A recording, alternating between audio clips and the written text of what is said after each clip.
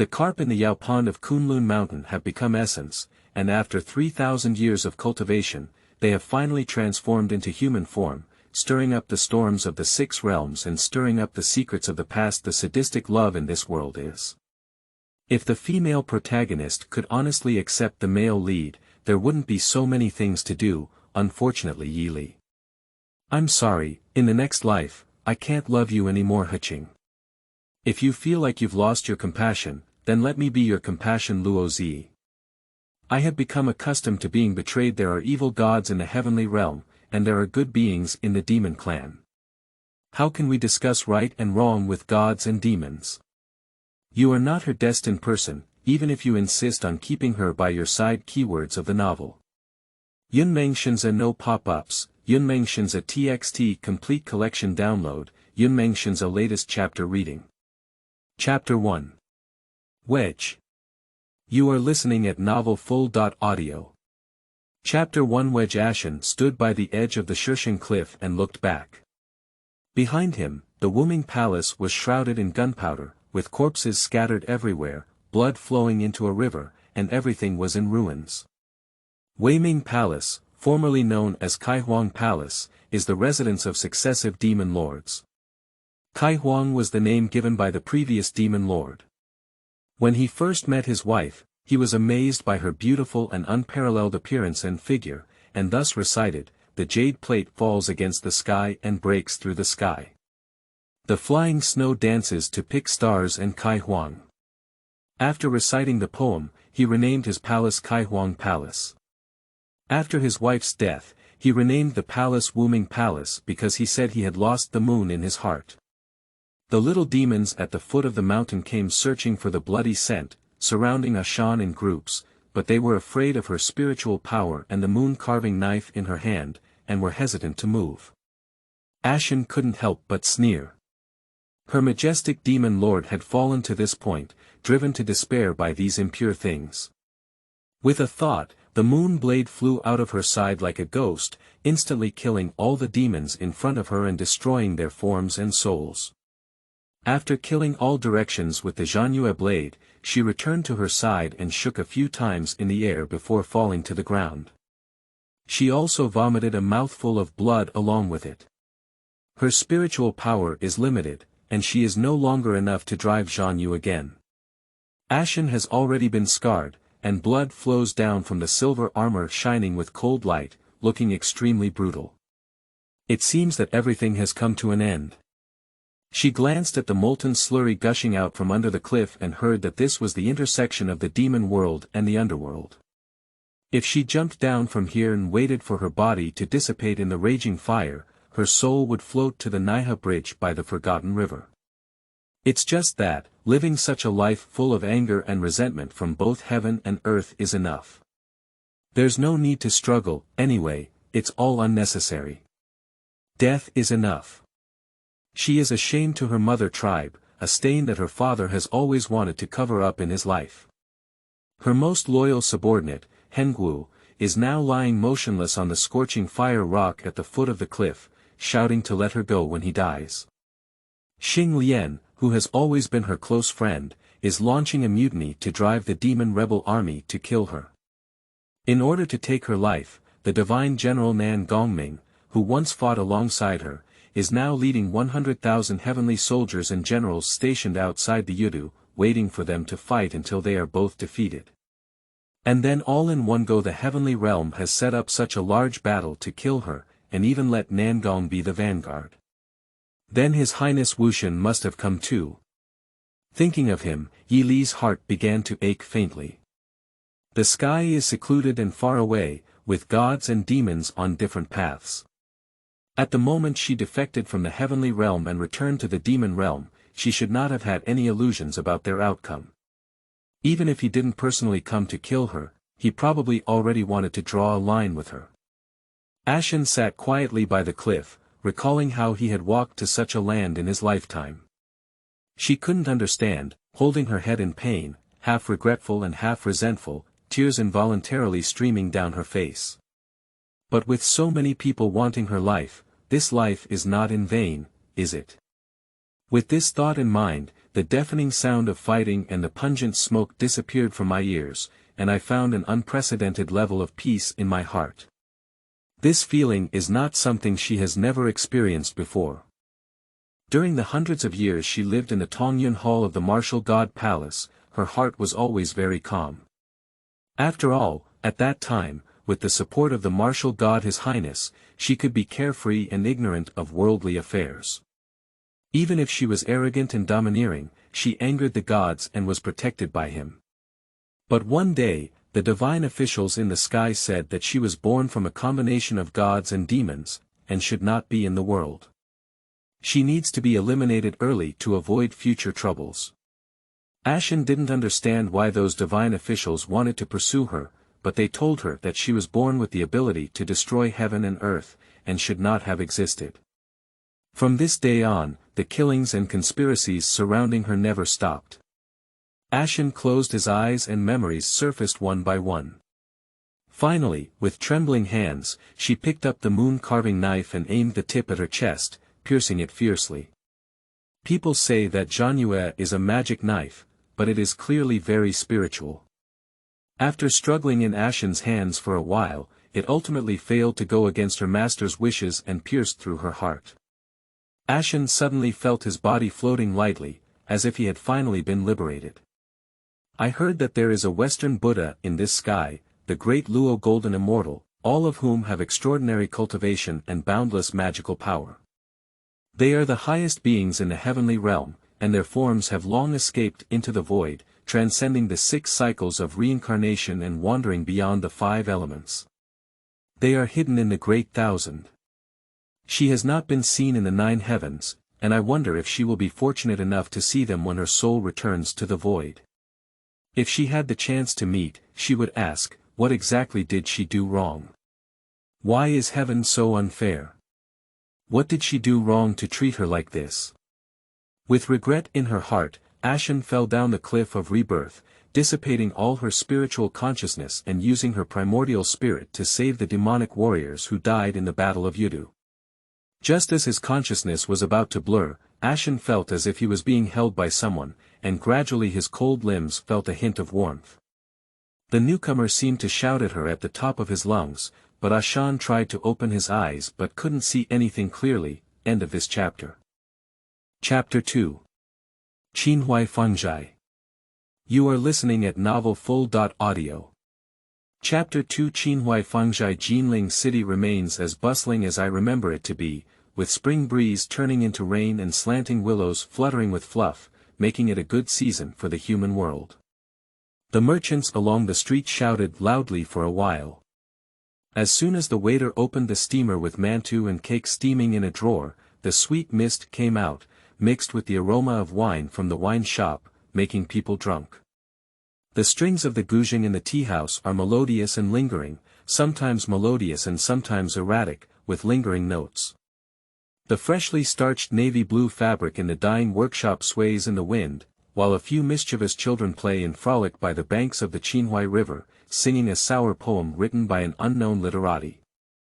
Amidst the ripples of all rivers and seas, the 9 heavenly towers and the joyful gods, the jade pond draws the water from the sky, and finally reincarnates into the mortal world. The official only said that the shore was bustling with music and excitement, but he didn't know that the water in Jinling City was even more exciting. Boats of all sizes float on the Qinhuai River, including those selling water chestnuts and water chestnuts, 3 water pears and Yunmeng grapes, as well as various small cakes and pastries. Boatmen hold oars and stand at the end of the bed shouting, and there is usually a cute and delicate little girl on board, selling in a sweet local dialect. Her appearance is exquisite and delicate, fresh and tender compared to everything on board. These small boats occasionally pass by those painted boats, tea boats, and dance boats. If the guests above are interested, they offer money to buy them some food, light a cup of tea or a pot of wine, and enjoy the beautiful scenery on both sides while drinking. Jinling has always been rich, and the people here are accustomed to enjoying it. The largest boathouse on the Qinhuai River is called Xingla Boat. As the sun approached evening, it was the busiest time for Xingla Boat. Suddenly, a beggar-dressed boy appeared from inside. He flipped over in the air and jumped onto the nearest small boat. Then, he stepped on the small boat in front of him and ran all the way to the shore, overturning the crispy lotus pods and yellow loquats on the bow of the boat. He also pushed several boatmen down the river, causing a commotion. "You stinky beggar, you're causing trouble again." The prostitutes on the boathouse, colorful, gathered around the side of the boat, frowning coldly and cursing angrily. "Oh my dear sister, thank you for giving me a drink today." The beggar looked up and took a few sips of the wine from the jug in his hand. He wiped his mouth and said, "Sister's skin is still so fragile, and their bodies are still so fragrant." He deliberately twisted his fingers, making a look of aftertaste. "Bah! You shameless monkey, let me catch you by taking advantage of our sisters again. I must skin you." A woman with almond eyes and thin eyebrows stuck her waist and spat at him in the Fangzhai. The person speaking is called Li Yuan, who is the head of a group of prostitutes in the Qinhuai region. She not only has an outstanding appearance, but also is skilled in singing and dancing, and has great talent. She makes a living on the pleasure boat, attracting various martial arts heroes, high-ranking officials, nobles, scholars, and literati to visit her every day, and to see her beautiful appearance. Therefore, she should be more proud. Li Yuan has always been a performer and not a personal member. Ordinary singers and dancers always give intimate items such as sachets and brocade balls to their like-minded guests as a souvenir. She is different, and if there are guests who she likes to come to support, she will personally give them.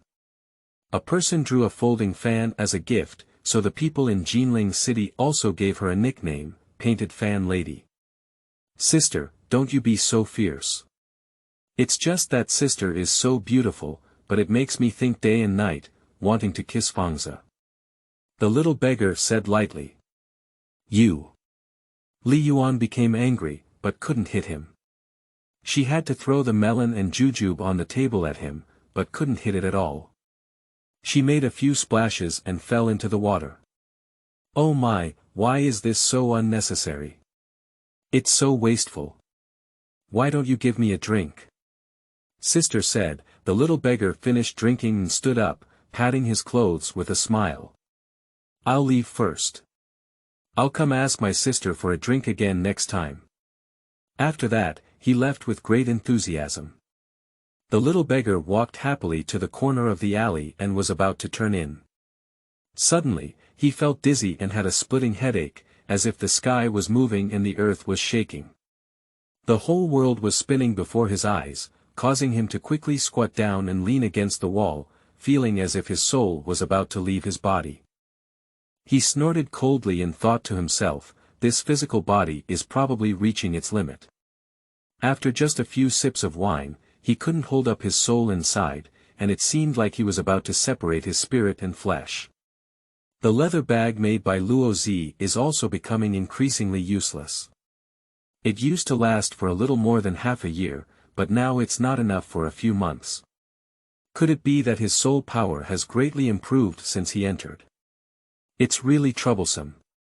It's better to quickly understand the situation and go back to repair it earlier. His favorite place in the mortal world is the Jinling Qinhuai area. If there is any task to do here, he must be the first to rush to it. Other envoys from the court cannot compete with him. "I'm here, I'm sure I'm going to have some fun, eat some snacks, drink some wine, and then joke with the prostitutes on this boat. Isn't it enjoyable?" Sometimes he thought that if he could live here every day for pleasure, he would really not even do it for a deity. "Hey, have you heard that the small temple on Fuan Street was haunted again last night?" At this moment, two salespersons walked into the alley. "Really? Who dares to go to that place at night after it burns down? Isn't there a household buying tofu on that street? Isn't there a foolish son in that family? I heard that he passed by a dilapidated temple last night and heard a woman crying inside. This fool not only didn't escape, but also smirked and headed towards the temple." Unexpectedly, as soon as the door closed, there was no movement inside. He was found dead in the temple this morning, and it is said that his death was extremely miserable, like a dried corpse that had been weathered for 100 years, scaring the grave workers who came to examine it. Two big men carrying a flat object discussed with each other as they passed by the beggar from a young age. The little beggar's eyes lit up, and finally someone came to the point. Are you saying that tofu shisher? Hey, what kind of tofu shisher? Even if it's tofu, it's just old tofu. The two of them spoke recklessly and even chuckled a few times after speaking. Alas, two big brothers, the little beggar licked his face and tied it up. I haven't eaten for several days, and I'm weak. Two big brothers, give me a mantu, please help me. Where did you come from, little beggar? The two peddlers looked at each other and sneered, the world is difficult. We have eaten the last meal ourselves, and we need to have enough food for you. Half of them will be fine. The little beggar said desperately, his eyes deliberately looking straight at the carrying pole carried by the tradesman, secretly hooking his fingers, only to see half of the xiaobing, baked cake and griddle, flying out of the carrying pole and falling on his hand. Oh, thank you, two brothers. He grabbed xiaobing, baked cake and griddle, and put it in his mouth. When the merchant stopped working, he thought he was dazzled. The little beggars were nimble and stole xiaobing, baked cake and griddle, from the load when they didn't pay attention. One of them raised his hand and was about to hit him. You stinky beggar, you dare to bully our brothers. Look at me if I don't deal with you. Oh, don't hit me, it hurts so much. The little beggar crouched on the ground, holding his head and shouting. In fact, he secretly cast a spell, and the peddler's pole hit him like cotton bouncing onto his body. Two people fought for a long time, and one of them broke the pole in half. However, they were surprised to see that the little beggar in front of them was just shouting blindly and had nothing to do with him. The other peddler didn't believe in evil and swung his fist to throw it at him. Unexpectedly, he just hit him and was bounced off.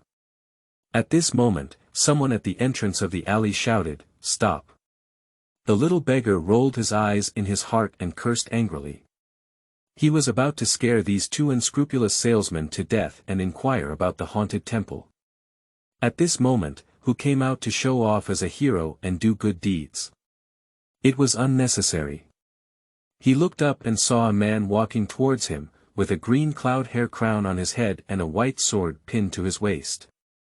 He was wearing a snow-white plain silk long shirt with a straight front, bright eyes and white teeth, a dragon eyebrow and phoenix eyes, and a graceful and ethereal demeanor. He had an astonishing appearance, and people couldn't help but admire him. What a handsome gentleman.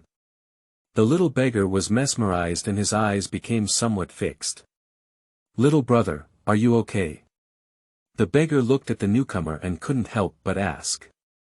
He just regained his senses and couldn't help but smack his lips, thinking to himself that there are people in the world who have grown up like this. It's not an exaggeration to say that they are the immortals in the painting.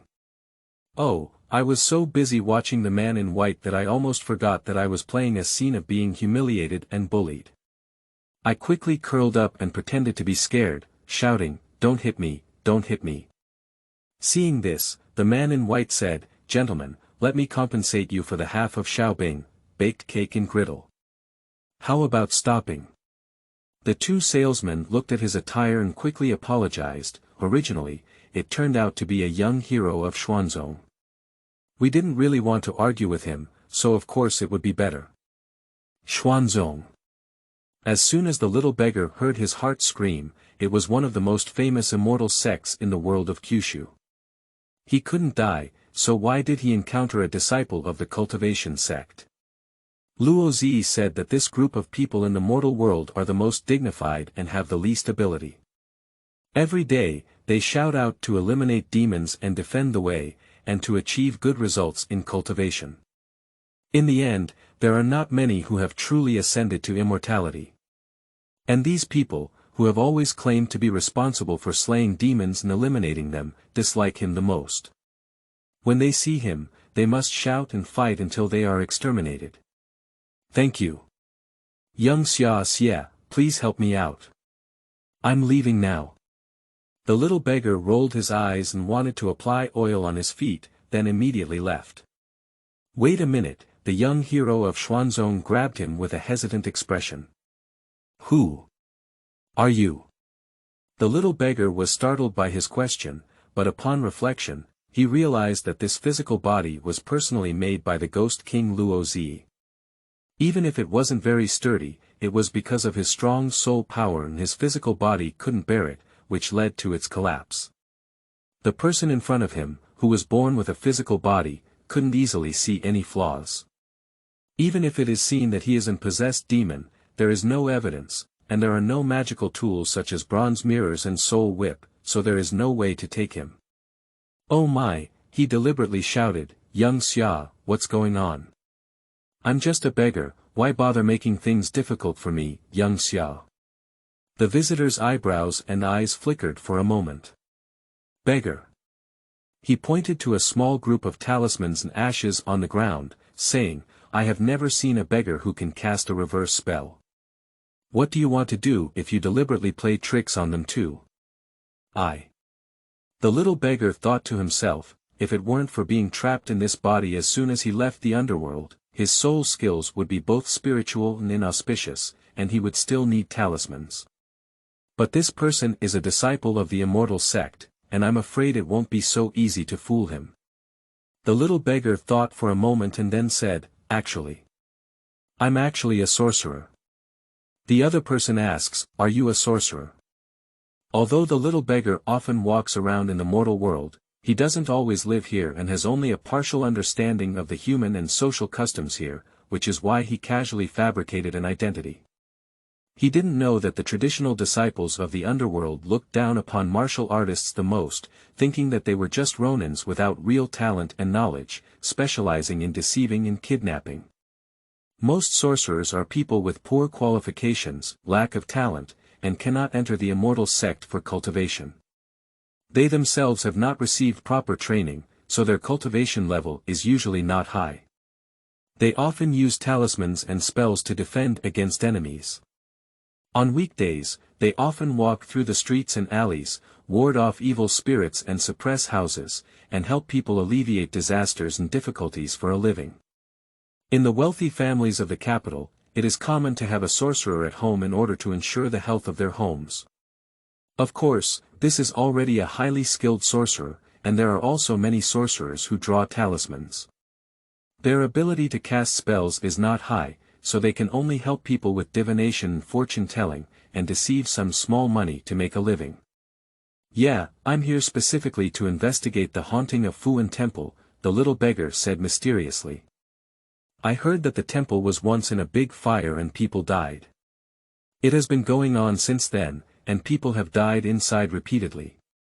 It's said that something dirty is causing trouble and disturbing the people. The people are not safe. The man in white asked inexplicably, if the people are really troubled by evil, why don't they seek help from the nearby immortal sect and instead come to find you martial artists in the martial arts world? The little beggar pretended to be affectionate and patted his shoulder, then leaned up and said with a smile, Young Xia, you don't know. The immortal sect is high and above, isn't it something that ordinary people can climb? There are countless demons in the world that cause trouble, and even if you want to manage them, not all of them may be able to handle them.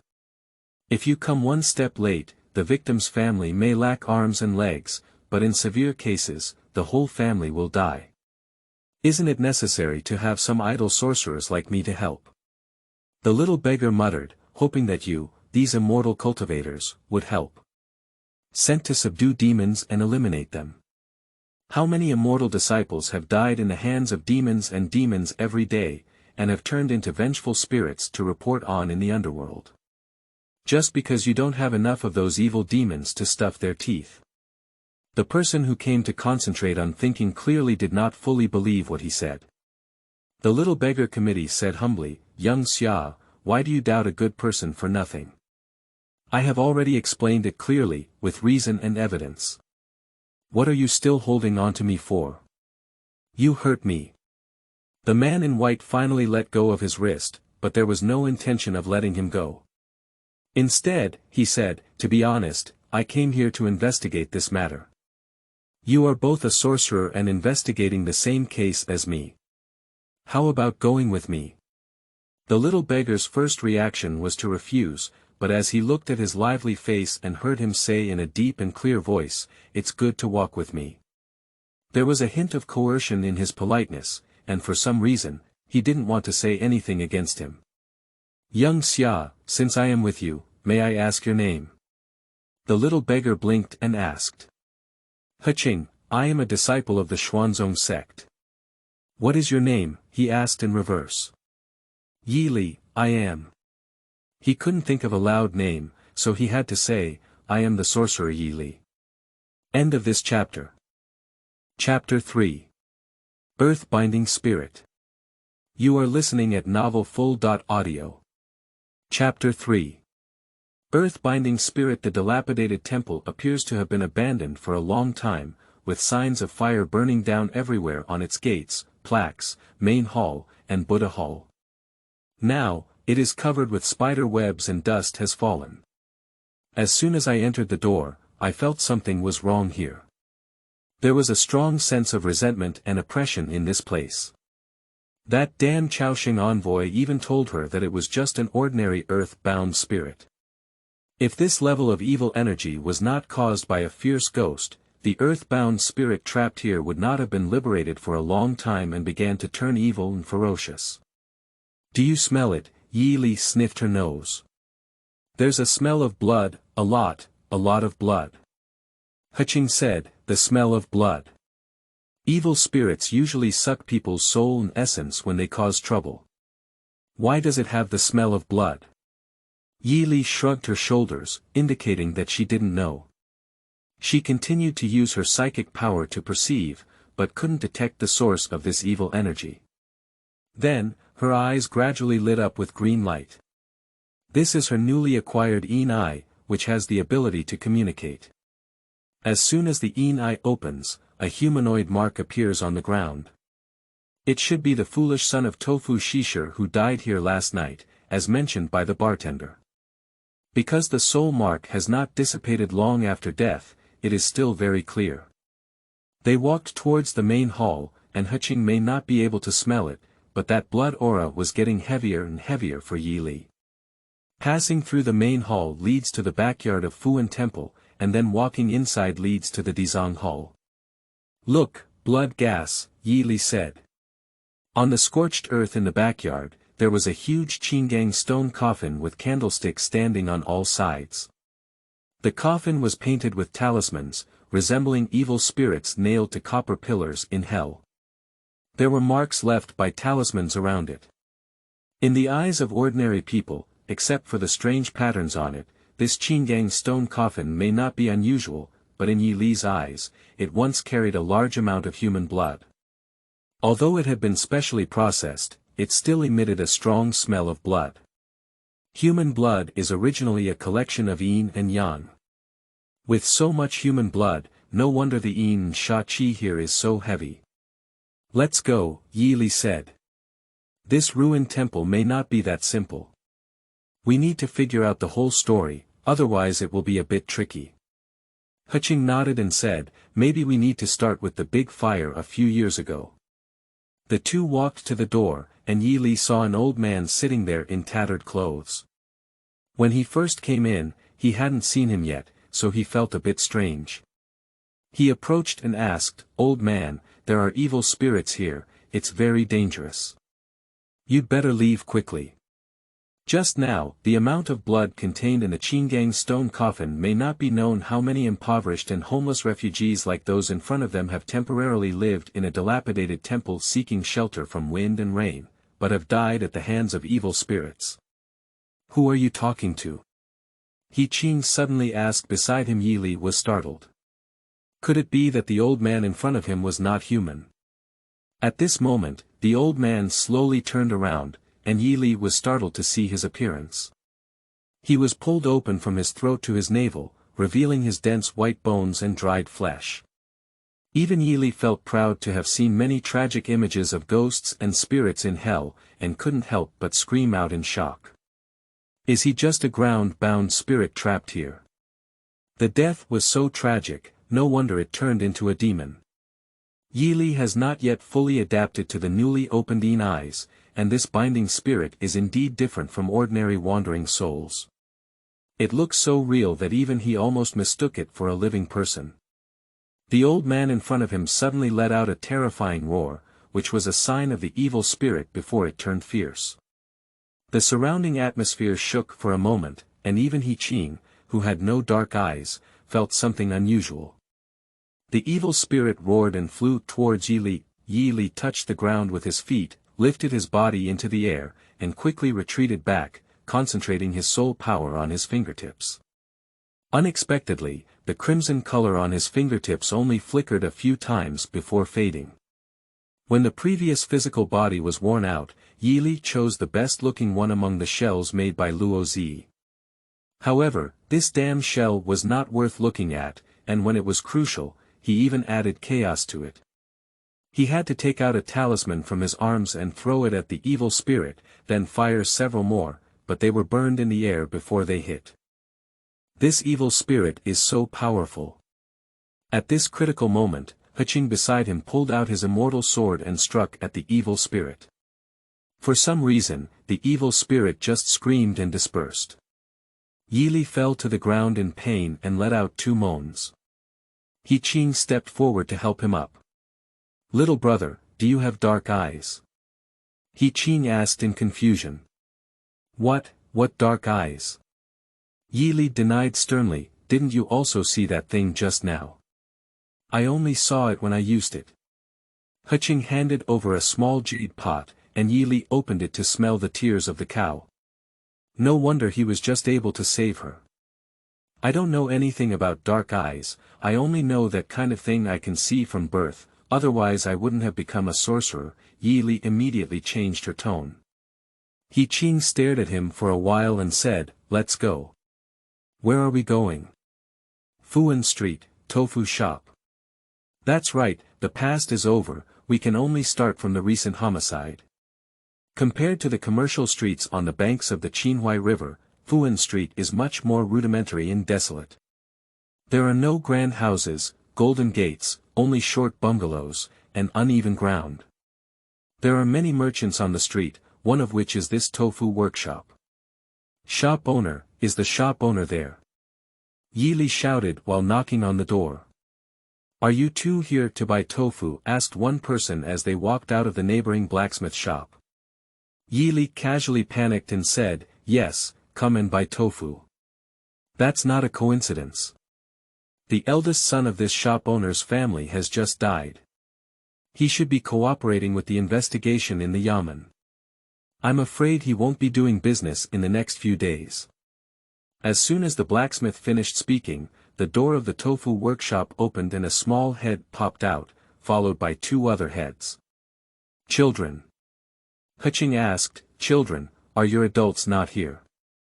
"No, I'm not here," a slightly older-looking child timidly answered. Heqing asked again, "Where have they gone? When will they be back?" "My mother went to the yamen to pick up my elder brother, while my sister is working," the child said boldly. "Brother, I'm hungry." The other 2 little ones tugged at the sleeves of the older child and said. Yeli and Heqing looked at each other, and Yeli said, "Sister." "Brother, will you take you to buy mantu?" "But my mother wants us to stay at home and not walk around casually," said the eldest child. Yili continued to coax gently, "Don't be afraid, it's okay. The brothers are not bad people. You see, even if you don't eat, the younger brothers and sisters will eat." The eldest child thought for a while and agreed. Yili and Heqing took some children to the street to buy mantu. The children were hungry. They picked up mantu and ate it. Seeing that they were eating sweet, they both smiled softly. "Eat slowly, don't choke," Yeli pointed to Heqing and said with a smile. "This brother is rich, and mantu is enough. The shop owner who sells mantu also knows several children. When he sees two strangers bringing them to buy mantu, he is a bit vigilant. After confirming that they are not bad people, he starts to talk to them. Alas, this family is really poor. The man died early, leaving orphans and widows. Their mother runs a tofu shop and can't feed so many mouths every day and night. The eldest son is born stupid and doesn't say anything. Now this kind of thing happens again. Busy and confused, and has no time to worry about these little ones. I have suffered these children.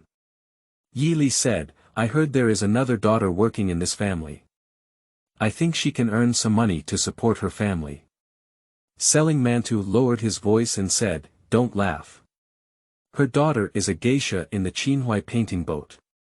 What kind of serious work can it be? Just earn some skin money. How can a girl from a good family make such a public appearance? Who dares to ask for it in the future? Alas, the eldest girl of this family is really beautiful, but it's a pity that her life is bad. At this moment, a woman anxiously shouted from the street, Io, Warner, Zayashizi. Where are you? The sound sounded familiar, and Yi Li looked up to see that it was actually Li Yuan from Xingla Fang. She was dressed in gorgeous clothes and had a decent appearance, which looked a bit out of place with this dilapidated street. At first glance, she saw him, and Li Yuan rushed over in a hurry. She patted the table and said, Who are you? What are you doing to my younger siblings? Before they could answer, she turned around and angrily said to the slightly older child, Io, didn't I ask you to help take care of your siblings and not allow them to go out? Why do you walk around like strangers? Do you know if they are good or bad people in this world? The boy called Yao saw his sister's angry face, and the mantu in her hand was scared away. He opened his mouth and cried loudly, while sobbing, he stammered to explain. But, my brother and sister said, they were hungry. Yi Li saw that he was crying bitterly. He grabbed the child, wiped his tears and said to Li Yuan, Look at you, you scared the child to cry. Why not eat a mantu? As for the children, they are hungry. Li Yuan stared and said, You little beggar who cheated on food and drink will be so kind to buy mantu for my brother and sister. Didn't your parents teach you not to kidnap other people's children? Yi Li smiled slightly and said, I'm really sorry, I was born to be raised without a father or mother. No one has taught me this before. You. Heqing stood up and bowed to Li Yuan, saying, Miss, please don't get angry. It was our rudeness to take your siblings away from your house without permission, but we really have no ill intentions. Li Yuan glanced at Heqing, her eyes lit up, and the hand she swung slowly let go.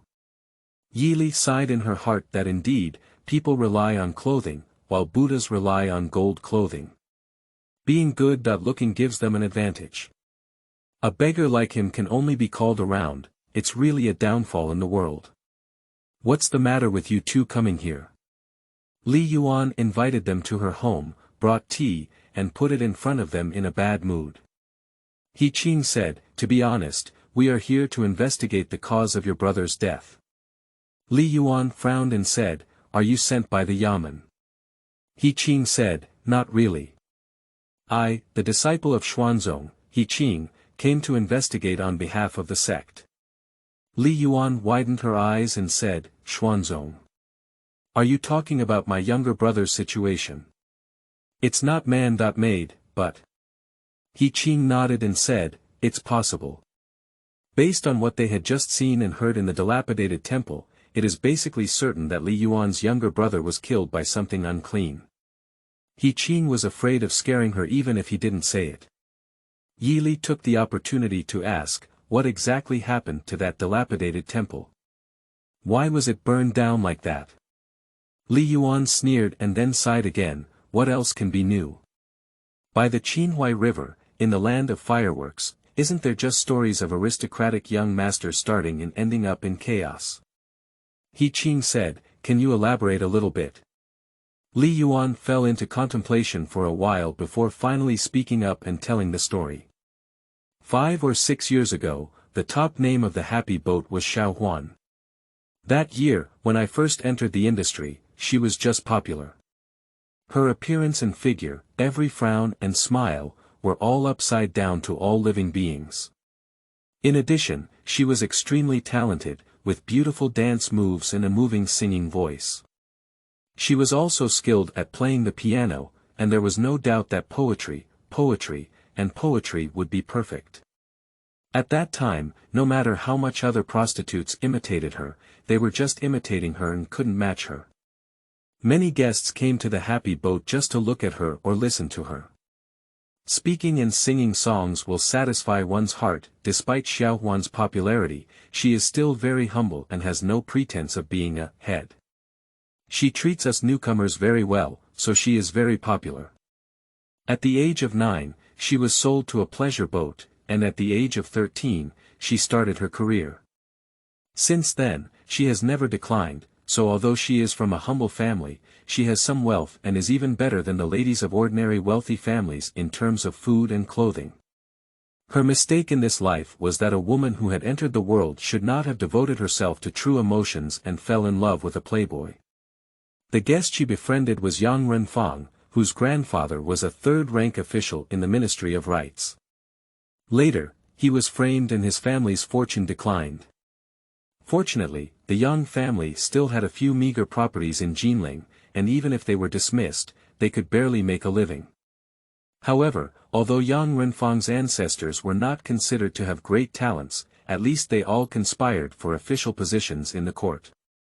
As a result, they were born into his generation and became even worse off. The slope has turned, and Yang Renfang carries the shade of his ancestors and relies on his slight talent. He wears a high hat of rare talent, idles around all day, neglects his main job, only knows how to seek flowers and willows, and is obsessed with money. Sister Xiaohuan has a straightforward personality, and I don't know why she fell in love with such a young master. You can probably guess what happened later. At first, she was treated differently by Xiaohuan, which made Yang Renfang look good among the children of the Qinling aristocratic family. When she got along with her, she was also affectionate. However, although the Yang family had declined, her decadent and sour aura was not lacking. How could such a family allow Xiaohuan, a lowly woman, to enter the house? Even if she had become a good girl, she couldn't sing for 3 days. So soon, Yang Renfang colluded with the Qinling magistrate. Mr. Liang's daughter despised Miss Xiaohuan. That's all, then he should climb up his high branch and stop entering the pleasure boat, but he still wants to provoke Xiaohuan. Li Yuanyue said, feeling more righteous and indignant, whether it was for Xiaohuan's grievances or for herself. This is a tragic fate that fireworks women like her cannot escape, just like when Xiaohuan redeems herself with the money she has saved up through hard work. The mother of the Happy Boat looked at the table full of gold and silver and said contemptuously, "Kiln's sister will always be Kiln's sister." Although she has engaged in this profession, she still wants to be innocent, but little does she know that human words are terrifying. Even if she redeems herself, she cannot buy back her reputation. End of this chapter. Chapter 4. Morning Messenger. You are listening at novelfull.audio. Chapter 4. Morning Messenger. Xiaohuan thought that Yang Renfang abandoned her because of her lowly status, but in fact, it was not. From the beginning, Yang Renfang had never planned to bring Xiaohuan into the Yang family. Later, he became close to the Miss Liang, but Xiaohuan found out that she was pregnant and came to her door. After all these things, she did not expect Yang Renfang to give her a title. She just didn't want her child to be born without a father. She wanted to find a clean place to raise the child alone, but Yang Renfang panicked, afraid that Xiaohuan's situation would be known by his wife. That Miss Liang is a famous female tiger in Qinling City. Yang Renfang, without any achievements or fame, he had almost lost all his family business, so marrying Miss Liang was actually similar to being a burden, so he was very afraid of his wife. He hid Xiaohuan in the Fuan temple, but not long after, it was discovered by his wife. He was afraid that he would be expelled from the Liang family and his wealth would not be guaranteed. He could only swear and swear that Xiaohuan had taken the initiative to seduce her as a sign of loyalty, and even crazily discussed with his wife to burn Xiaohuan's sister in the Fuan temple. This story was adapted into a text by a storyteller in a place called Qianshan Inn in the western Yang city of later generations, and it was widely circulated. Of course, he made some adjustments to the details, such as changing the governor's lady to the prime minister's lady, changing the penniless playboy to a poor scholar seeking fame, and changing the ruined temple to a 1,000-mile chasing husband. It seems that this is how the story is more eye-catching, and indeed it has won a lot of tears. Those who have heard this story know that in the end, Miss Liang accidentally burned her husband and Xiaohuan to death, and she herself was also disfigured in the big fire. She went crazy from then on, and later seemed to be locked in a deep chamber by the magistrate, and no one knew whether she was alive or dead. After the three of them finished speaking, Li Yuan took Yi Li and Heqing to the yamen for an autopsy. She saw her withered younger brother, whose skin was wrinkled all over, like dried eggplants that had been sunburned. Her cheeks were deeply sunken, and her body was so light that only bones remained. It was true that she had been sucked dry by evil and died. Now there are only two questions left. If Yang Renfang and Xiaohuan were burned to death in the dilapidated temple, who were the elderly people they bumped into in the temple? Why was he cut open and died so miserably? Are these two? Li Yuan's mother had been staying at the yamen for a day and a night, taking care of her eldest son's affairs. She looked haggard and disheveled, and weakly asked when she saw her daughter bringing two strangers. They are from the immortal sect, they are here to help.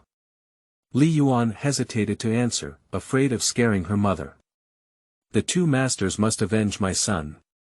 Aunt Li knelt down with a thud upon hearing this. No matter what harmed my son, you must catch him and avenge him. Aunt Li is actually a discerning person, knowing in her heart that this is not an ordinary case of human life. They quickly helped Aunt Li up and Heqing said, I will do my best. At this moment, several servants walked into the door, and the grave worker ordered several corpses, covered them with white cloth, and the servants carried them away. Yi Li asked, what is this for? Li Auntie said, there are too many corpses brought here every day, many of which are unclaimed and unknown, and there is no way to investigate them. Without the bitter master, there will be no case, and they can only be sent to the crematorium for burning. Oh. This way. Yi Li felt lost in thought. Li Yuan asked, did you just arrive in Jinling? Where will you rest tonight? Ghosts cannot leave the underworld for too long. When leaving, they must be attached to a physical body, otherwise there is no entity. In the other 5 realms, except for those with special abilities, their existence cannot be seen or perceived. The only one in the entire underworld who can freely enter and use soul skills is the ghost king Luo Zi, while other ghosts, whether they are demons, ghosts, or monsters, cannot stay outside the underworld. Over time, they may not be able to separate from their physical bodies, and the consequences may be the destruction of their forms and souls. In most cases, souls that have been away from the underworld for too long will gradually forget their way back and become lonely ghosts, and over time, they will start to become evil and mischievous. In the past, when I received a task at night, it usually took me a few hours to complete it, and I had plenty of time to eat, drink, and have fun, so I could still report back to the underworld on time. But in the current situation, there is a person from the immortal sect watching from the side. It's not good that he lowered his eyelids and took off his physical body to return to the underworld. Heqing was already suspicious of Yi Li's identity.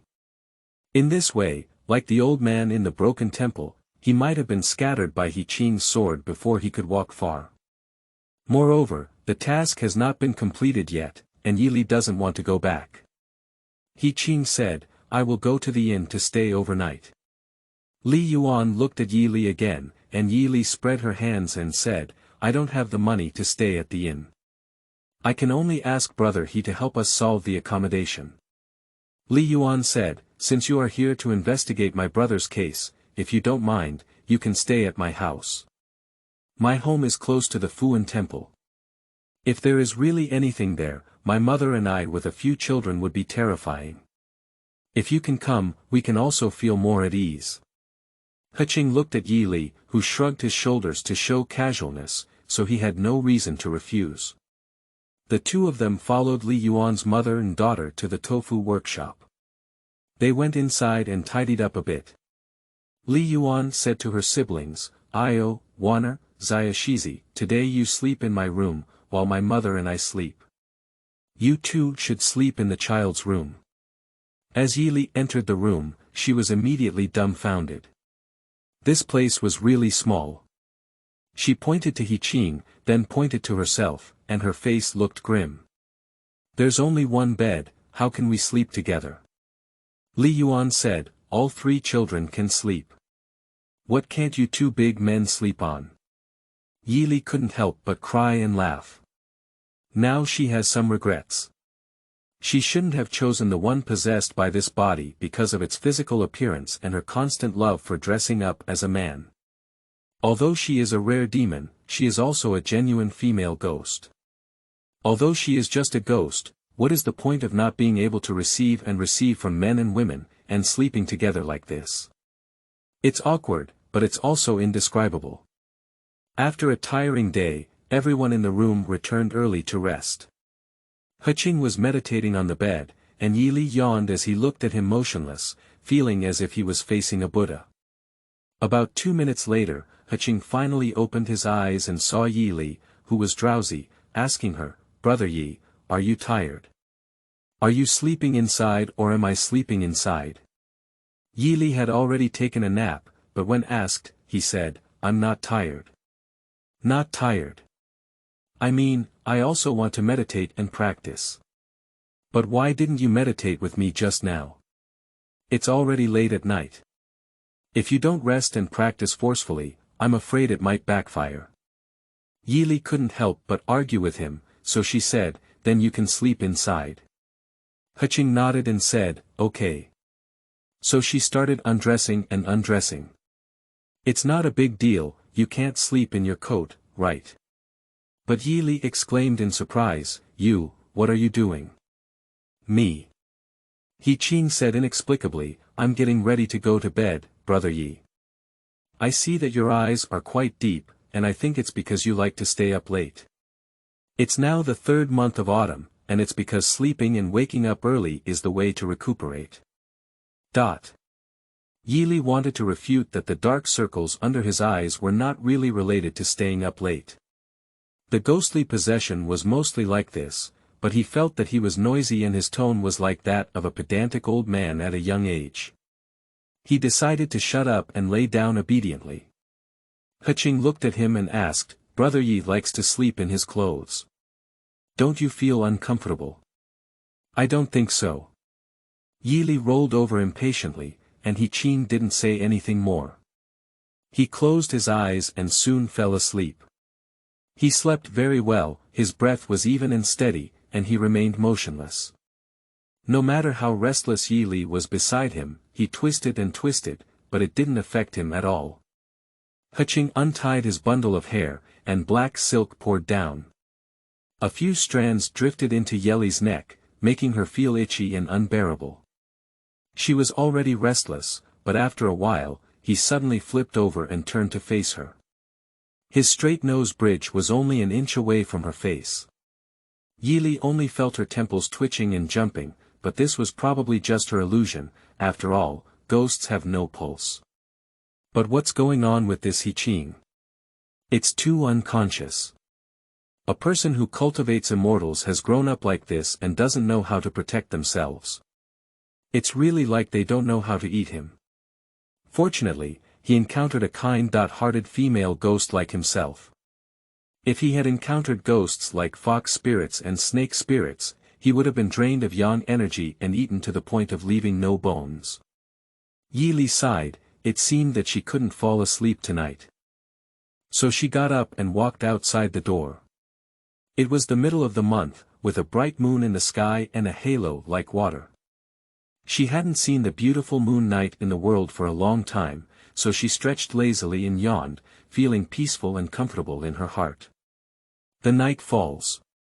At this moment, someone suddenly called out to her, startling her. She turned around and saw that it was the Chaoxing envoy Lin Fei. "Drink." "You scared me to death," Yi Li said angrily. "Lin Fei, can you stop being so elusive?"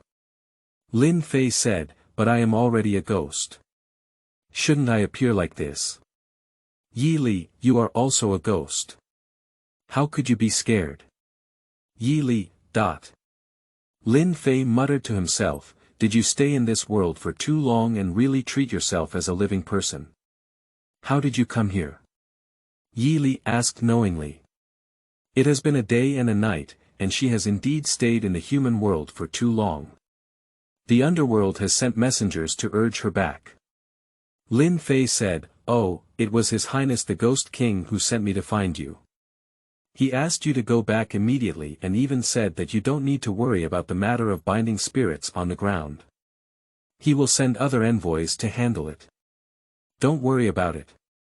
Yi Li's angry eyes widened wide. "I've suffered so much, and now he wants me to stop caring. Why?" Lin Fei kindly said, "It's a good thing that His Highness the Ghost King asked me to summon you back. He wants to give you a title and appoint you as the Ghost Lord of Huayin, who governs Huayin Mountain, oversees the realm of evil, and is responsible for cause and effect. Yi Li, although you are a demon spirit, you are just a ghost who has gone to the human world to eliminate evil obstacles and cross unjust souls. It's far from the respect of the Ghost King. In the future, if you want to marry the Ghost King, you must have a proper title. Who cares about his imperial edict?" Yi Li, Lin Fei coaxed gently, "When you are enfeoffed, you will become one of the 4 major ghost masters, along with the Rasha ghost and the Yeka ghost. Isn't that good?" Yi Li snorted coldly and said, "When I catch a few more evil ghosts and spirits, my soul power may surpass him. Then. She thought to herself, who could be the Ghost King then? Who would look up to the title of a Ghost Lord? Besides, what's going on with this title, Huayin Ghost? It sounds eerie and terrifying, making one's spine sweat hard. It's like a name casually made up by ordinary parents to scare those disobedient and ignorant little kids. She can foresee that if anyone encounters any bad things in the future, they will definitely blame her. If a child is not well behaved, adults will also threaten and say, if you continue to cause trouble, be careful not to be caught by a mischievous ghost and eat you. Is it appropriate for her, a young female ghost, to be given the title of an old witch?" Lin Fei said, "Yi Li, why do you have trouble with me? If you don't come back with me, I won't be able to deliver to Lord Ghost King." Yi Li tugged at the corner of her mouth, her eyes showing a fierce expression, and black cracks appeared faintly on her face. Upon closer inspection, the cracks were actually in the shape of scales. She slowly approached Lin Fei, and with every step she took, a malevolent aura rose from her feet. She squinted her eyes and asked him, "Are you afraid of the Ghost King being a little more, or am you afraid of me being a little more?" Lin Fei trembled and said, "Yi Li, calm down. This is the human world, and you cannot use soul power without authorization." Yi Li straightened up, his black aura fading away. He looked at Lin Fei, who was so scared that he couldn't speak incoherently, and chuckled inwardly. At least this guy had been a Chaoxing envoy for nearly 1,000 years. He was so fearless, probably not a coward. "Yi Li, you don't listen to the call, you harbor evil intentions, you wait," Lin Fei said as he concealed his figure, transforming into a wisp of green smoke and disappearing. End of this chapter. Chapter 5. Corpse Burner. You are listening at novelfull.audio. Chapter 5 Corpse Burner. Why are the curse marks on the Qingang stone so familiar? Where have you seen them before? After Lin Fei left, Yi Li stayed up all night without closing her eyes. Everything she saw during the day repeatedly appeared in front of her, leaving her in a state of confusion, half dreaming, and half awake. Finally, she managed to endure until morning when she suddenly had a wake-up call and woke up completely. She didn't know if she was asleep or not, but felt dizzy and her brain was swollen. It didn't matter if she wasn't sleeping, this skin bag needed rest. Heqing also woke up. He lay on the inside side and had to flip over from Yeli to get out of bed.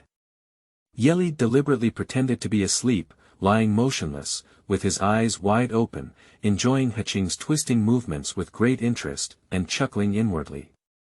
He was so conflicted when he got up from bed, hesitating whether to stretch his arm or leg first. This posture seemed not elegant enough, and he didn't want to wake up Yili. After hesitating for a moment, he finally seemed to have made up his mind. He turned to his side, propped his right hand on Yili's right shoulder, and crossed her leg with his right foot. In the middle of the process, Yili's eyelids seemed to move, and he patted his mouth a few times as if he was about to turn over. Heqing froze and stood there, afraid that Yili would wake up in such an awkward situation. After a while, he saw that Yili was still asleep, and then he carefully got out of bed, let out a long sigh, and went out. As soon as Heqing left, Yili opened his eyes and burst out laughing with a puff sound. After she got up and washed, she found that Li Yuan had also gone to the Xingla boat. There were only 3 children and Aunt Li still at home. Aunt Li brought congee and rice. She took a few mouthfuls, only to feel that the soup was not right. If only she had wine. Yili asked Aunt Li while eating, "Did you still go to the yamen today?" Aunt Li shook her head and sighed, "We need to open the door to do business.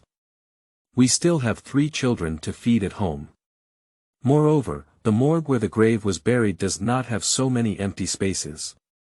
Counting the days, her eldest son's body will be sent to the Yamen's crematorium today for burning, and what will be sent back will be a pile of unrecognizable ashes, with nothing to see.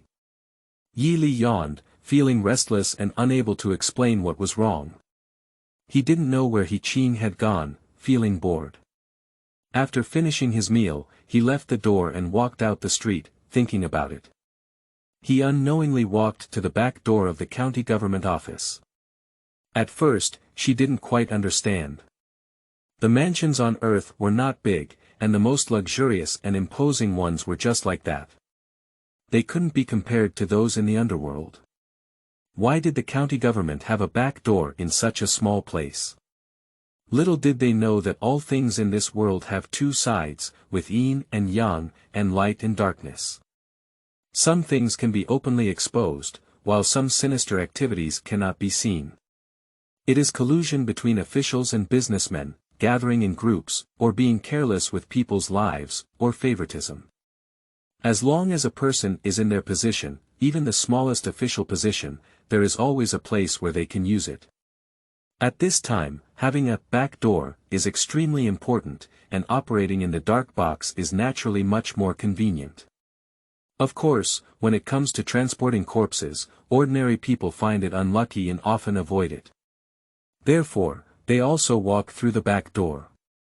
Every day after the hour of Shanghai, corpses covered in white cloth are carried out by people through the back door.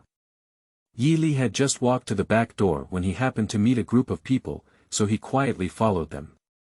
He acted like a ghost and couldn't explain why, so he wanted to go to the crematorium to investigate. After only a few steps, she followed the burden of carrying the corpse to a secret door. The servant carrying the burden whispered a few words to the official at the door, and the official took him inside. The place with thick smoke and a pungent odor should be the crematorium. Usually, few ordinary people come here, so the supervision is not strict. Yili took the opportunity to infiltrate, and it was already afternoon. There were still more than 10 bodies waiting to be burned on the ground outside the crematorium. Hey, who are you? What are you doing in the important area of the yamen? Yili had just entered the door and was stopped a few steps away. She stood up and saw that it was the official at the door who called her. Yili immediately pretended to be the bitter master and cried, "Brother, where are you? My younger siblings have come to collect your body. Your life is so hard." Your death is unclear. If my younger brother doesn't restrain you, I'm afraid you will really become a lonely ghost. She wasn't really crying either. She just screamed there, unable to shed any tears. Yili thought to herself, if she stayed in the world, she wouldn't be able to make a living as an actor. Her poor acting skills were really poor. Sure enough, the official gave her a cold look, as if she was used to making trouble and didn't bother with her. He pushed and shoved, saying, "Let's go, where did the little beggar come from? There are only corpses and ashes here, not your brother." Yili's body was thin and weak, pushed back step by the official, and he was about to be kicked out of the door. Yili raised his eyes and lightly glanced at the official, who immediately seemed to have lost his soul, with his arms hanging down, his eyes lost, and he became obedient. The soul-capturing technique she just used was learned by her and a ghost named Yan Ji in the underworld. Yan Ji is the ghost who has stayed by the side of the ghost king Luo Zi for the longest time. No one knows how deep her cultivation is, only that she was a fox demon in her past life, or an extremely rare nine-tailed white fox. The fox clan is already skilled in soul-capturing and soul-snatching skills, and after death, she becomes a ghost, and there is nothing that can compete with her. The soul-capturing technique is exquisite and unparalleled, making it difficult to master at the beginner's level.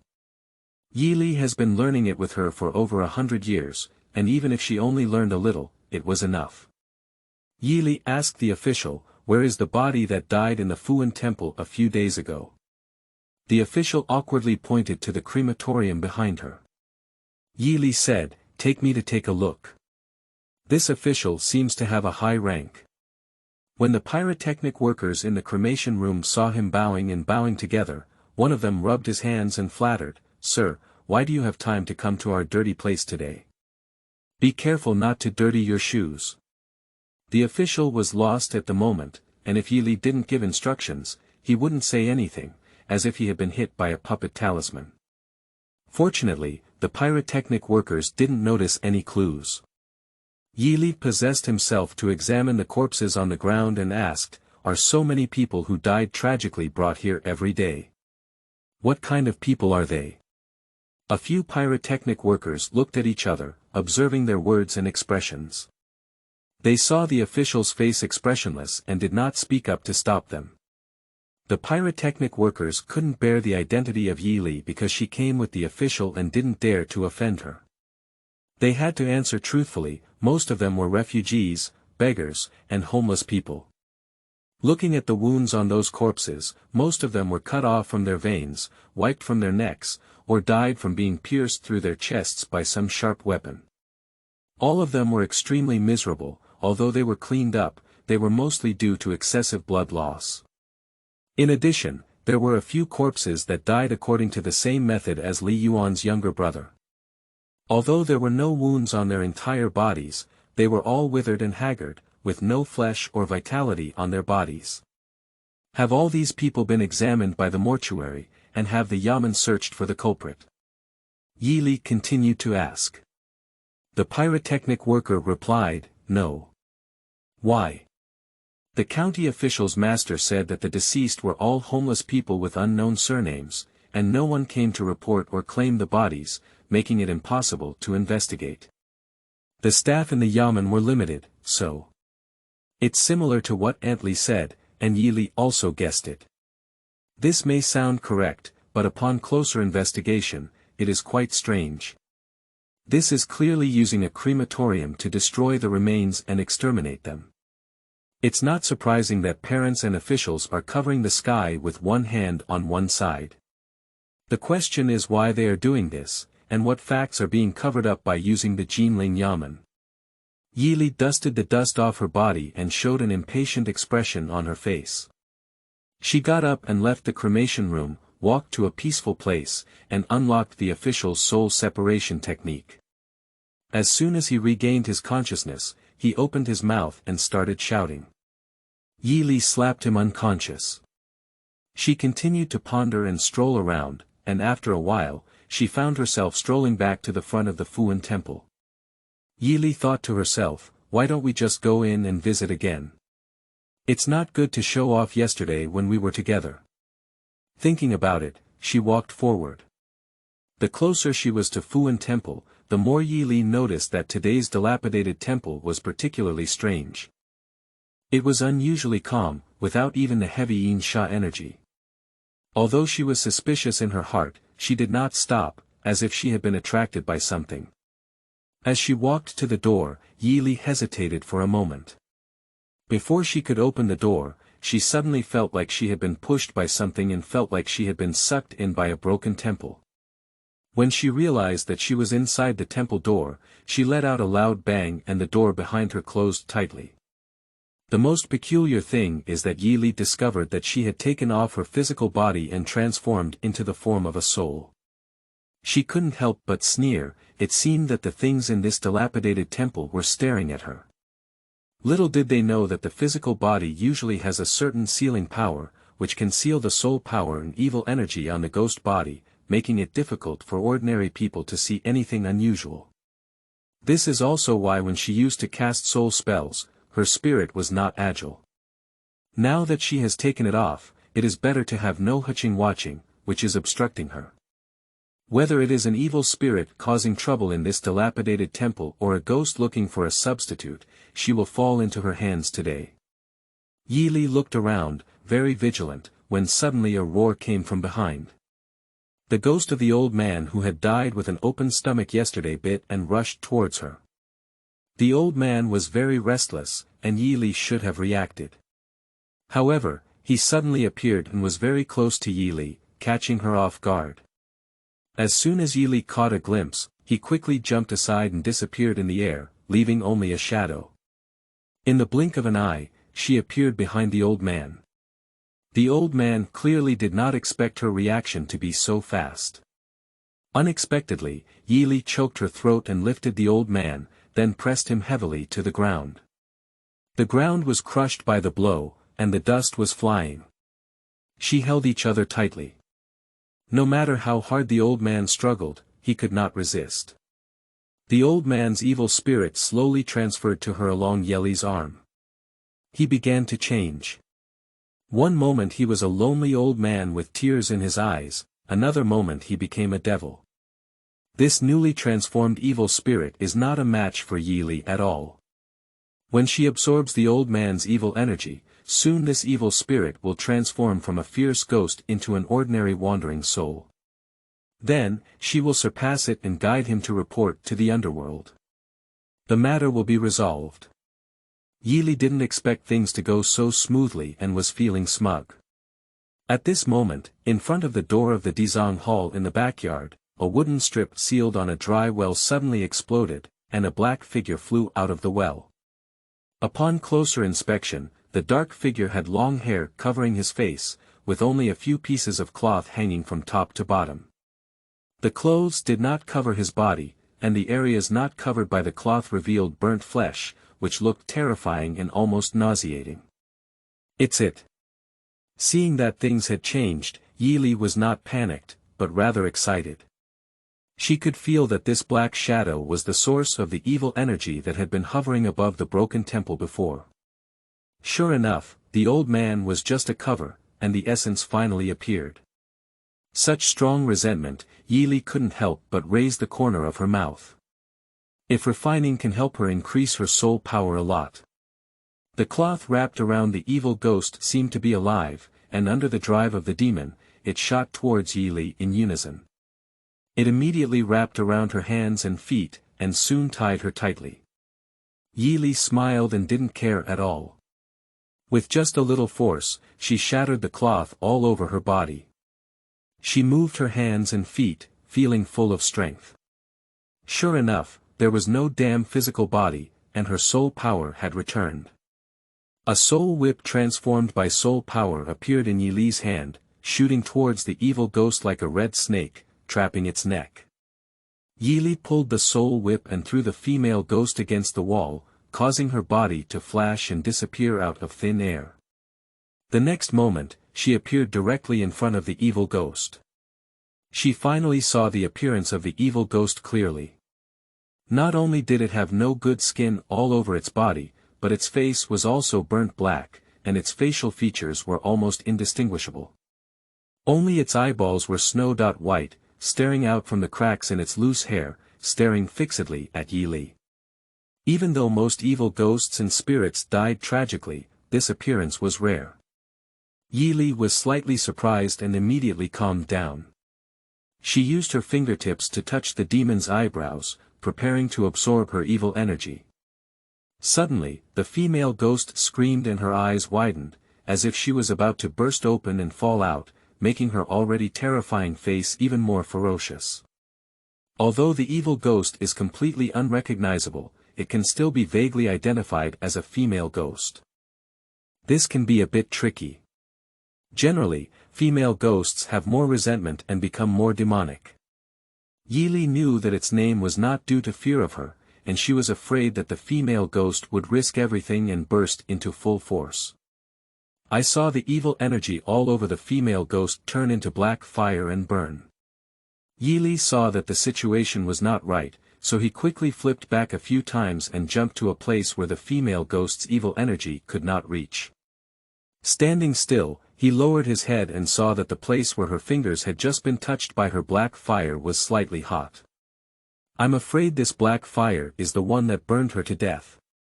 Yi Li was surprised to find that this female ghost was so powerful that she even practiced soul skills on her own. Even she had been taught and learned it through enlightenment. She was foolish and obsessed with worldly desires, and if a moth threw fire, she would probably hate her very much. At this moment, Yi Li felt a cold light shining behind her. She turned around and saw nothing. She was somewhat suspicious, always feeling that in a dark corner of this dilapidated temple, a pair of eyes had been secretly observing her. Yesterday when she visited with Heqing, she had this feeling. Thinking about Heqing's safety, she didn't pay close attention and quickly retreated. Yi Li dare not slack off, afraid that something deadly will burst out again. If she is as powerful as this female ghost and the two ghosts are fighting each other, it will be a bit tricky. The female ghost in front of her didn't give Yi Li a chance to catch her breath. She let out a strange cry, and two black flames chased after her. She didn't dare to resolve it with her bare hands for a while, so she continued to jump back and dodge. After retreating for a while, she felt that it was not right to escape like this. So, her soul power burst out, and a burst of red light surged in the broken temple. Many of them penetrated the female ghost's body, forcing her to take a few steps back and scream in pain. Yi Li was clear in her heart that this level of evil spirit would be difficult to repel unless her soul was torn apart or completely transcended. However, its ghostly fire was extremely special, and once it touched her body, it was afraid that it would not extinguish unless her soul was completely burned. After looking forward and backward, she couldn't get close to the female ghost for a moment. In anger, she pulled off the corner of her clothes that was burning black flames. Yi Li has been a messenger of the underworld for 600 years, and the number of times he has fallen into the wind is few and far between. He has never suffered such losses. She stood up awkwardly, with a hint of malice flashing in her eyes. Her body was full of evil energy, and she was about to launch another attack on the female ghost. At this moment, she suddenly heard someone calling her name in her ear. "Little brother. Brother Yi Li, what's wrong with you? Wake up." After being called out a few times, Yi Li felt dizzy again. When she opened her eyes again, her soul was pulled back and returned to the body. Her vision gradually became clearer, and Yi Li saw that the person calling her was Heqing. The surroundings were calm and without any waves, as if the fierce battle she had just fought was a dream she had made. When she calmed down and thought carefully, her palms were sweating. What a close call. What a greedy demon, he even wants to swallow her. It was also her carelessness that underestimated the enemy. If it weren't for Heqing calling her back, it's hard to say what would have happened. It's not that easy to retreat completely. Her gaze fell on Heqing, and her expression remained elusive. What exactly is this guy from? Is he so effective in shouting souls? Surprisingly, she was called back as soon as she called out. Is there a master among the immortal sects who is skilled in ghost art like this? End of this chapter. Chapter 6. Resurrection of the Dead. You are listening at novelfull.audio. Chapter 6 Resurrection of the Dead. You're awake. Yi Li woke up from the narrow bed at Li Yuan's house. Looking up, it was still dark, and she thought it hadn't been long before. Unexpectedly, she had already slept for a day and a night. She was about to get up, but her hands and feet were not at her disposal, as if each had their own thoughts. This is a legacy left by the separation of soul and flesh. Heqing sat by the bed, staring at her intently. Yi Li pretended to have amnesia and said, "What's wrong with me? I passed by Fuan Temple yesterday and saw you fainting at the door, so I brought you back," Heqing said. "Did something happen yesterday? How could you faint in that place?" Yi Li finally realized that she had been unconscious for a long time and deliberately shouted, "I don't know, you're not here. I just wanted to go to that dilapidated temple by myself, and then I fainted. Oh, it hurts so much, it hurts everywhere, my head hurts, my arms hurt, and my legs hurt too." Before she finished speaking, Li Yuan came in with soup and congee. "You still know that it hurts. You deserve it." She put congee and medicine in front of her and taught her a lesson. "You said that you are a little beggar. What are you doing in such a dangerous place? You'd better not go there if young Xia He is not here. If he hadn't carried you back, you might have lost your life." Yes, I'm not as capable as young Xia He," Yi Li rolled her eyes. Li Yuan blushed and said, "Come on, take congee and medicine." Yi Li glanced at the dark soup and a bitter taste rushed in. She refused repeatedly, and her eyes and eyebrows squeezed together. "She's not sick, she's taking Lao Shi medicine. Besides, what effect can this mortal soup have on her?" Li Yuan was not willing to comply, she squeezed her nose and poured it down. Yi Li was forced to finish the drink and stuck out her tongue, indicating that it was too bad to drink, and reluctantly drank half a bowl of congee. Li Yuan quickly put away the dishes and chopsticks. Yi Li's sharp eyes saw several unusual red marks on Li Yuan's arm, quickly grabbed them and touched them, and asked her, "What is this?" Li Yuan immediately withdrew her hand, poked her head, and scolded, "Little beggar, move your hands and feet again, be careful of your skin." "No, hey. I'm not." Yi Li was really speechless now. "Let's rest early." After speaking, she leaned slightly towards Heqing and went out with an empty bowl. "Hey, don't leave. Where did you leave this red mark?" Yi Li didn't finish asking, and Li Yuan had already left. "This is clearly a ghost scratch, a mark of being cursed by a ghost. Has Li Yuan also been to Fuan Temple? Ghosts that can cast spells generally have high soul power. Ordinary wandering souls cannot cast spells on people. Is there any other evil ghost hidden in Jinling City?" Heqing noticed her expression and asked, "Is there anything special about this red print?" "Oh, it's nothing. I just think Miss Li is so delicate. Suddenly, these few red marks on her fair arm are very eye-catching." Yi Li pretended to be promiscuous and changed the topic. "By the way, where did you go today?" "Oh no, yesterday." Heqing said, "I have returned to Xuanzong." Yi Li said, "Returning to Xuanzong? So fast for a round trip?" Heqing said, "Yu Jian, it's only half a day." Yi Li asked, "What are you doing back to Xuanzong?" Heqing said, "I went to check the curse seal." "Curse seal?" "It's the curse seal on the Qingang stone coffin." "What did you find?" "That spell seal is called the soul-fixing curse. Soul-fixing curse." When he said this, Yi Li remembered where she had seen this curse seal. 600 years ago, when Luo Zi woke her up, she just opened her eyes and the first thing she saw was this curse seal. At that time, she was lying in a huge obsidian coffin, and the curse seal was drawn by the soul power of Luo Zi. The soul-fixing mantra, as the name suggests, is used to bind souls and bodies, especially those that have been torn apart and have almost lost their form and spirit.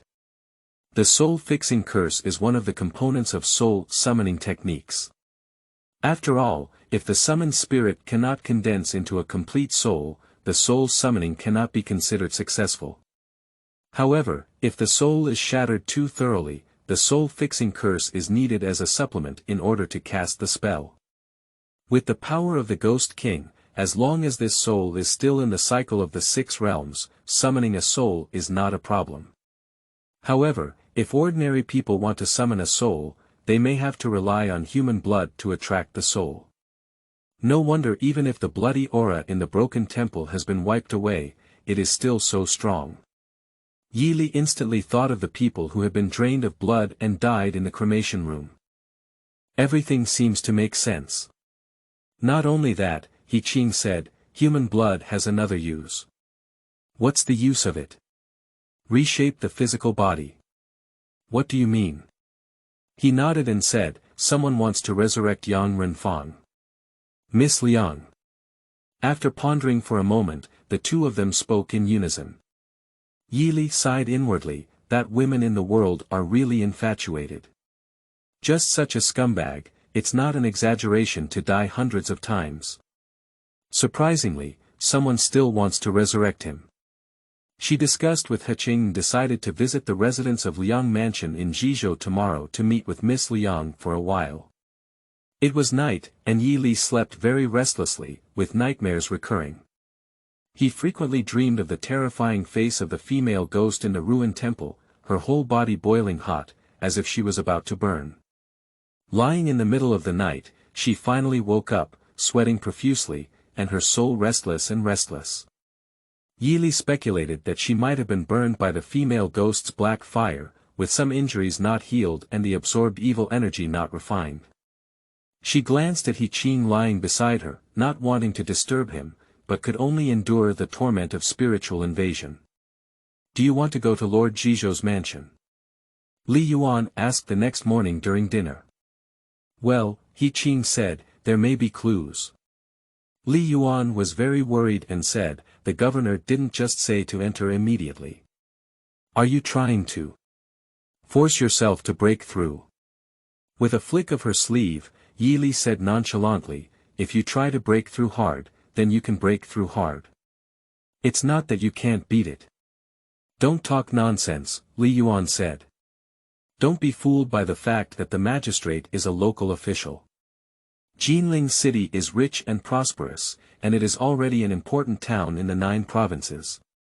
It is said that the magistrate, Mr. Liang, has been under the command of the Prime Minister in recent years and has repeatedly gained the appreciation of the current emperor. The Holy Family is prosperous, and it can be said that his official fortune is prosperous. His mansion is easily inaccessible. Heqing said, then I will visit you at the door and tell you the truth. I believe Lord Liang is not an unreasonable person either. Li Yuan sighed and said, then let me go with you. In the past, during festivals, the prefect would invite us and a group of kabuki performers from the Happy Boat to perform at the mansion. I am quite familiar there and can get in touch with the servants inside. Heqing said, there are many variables and unpredictability on this trip. It's better not to follow Miss Li. Li Yuan wanted to fight for a few more words, but Yi Li bluntly refused, save it. You have both old and young people here. If anything really happens, what should you do with this big family? Smiling again, he sighed bitterly and said, unlike me, I'm alone. Oh, no one hurts or loves me. Even if I die, no one cares. Li Yuan asked, why did you come to this muddy water? As soon as these words were spoken, both her and Heqing's gaze fell on Yi Li at the same time. Heqing is a descendant of the immortal sect.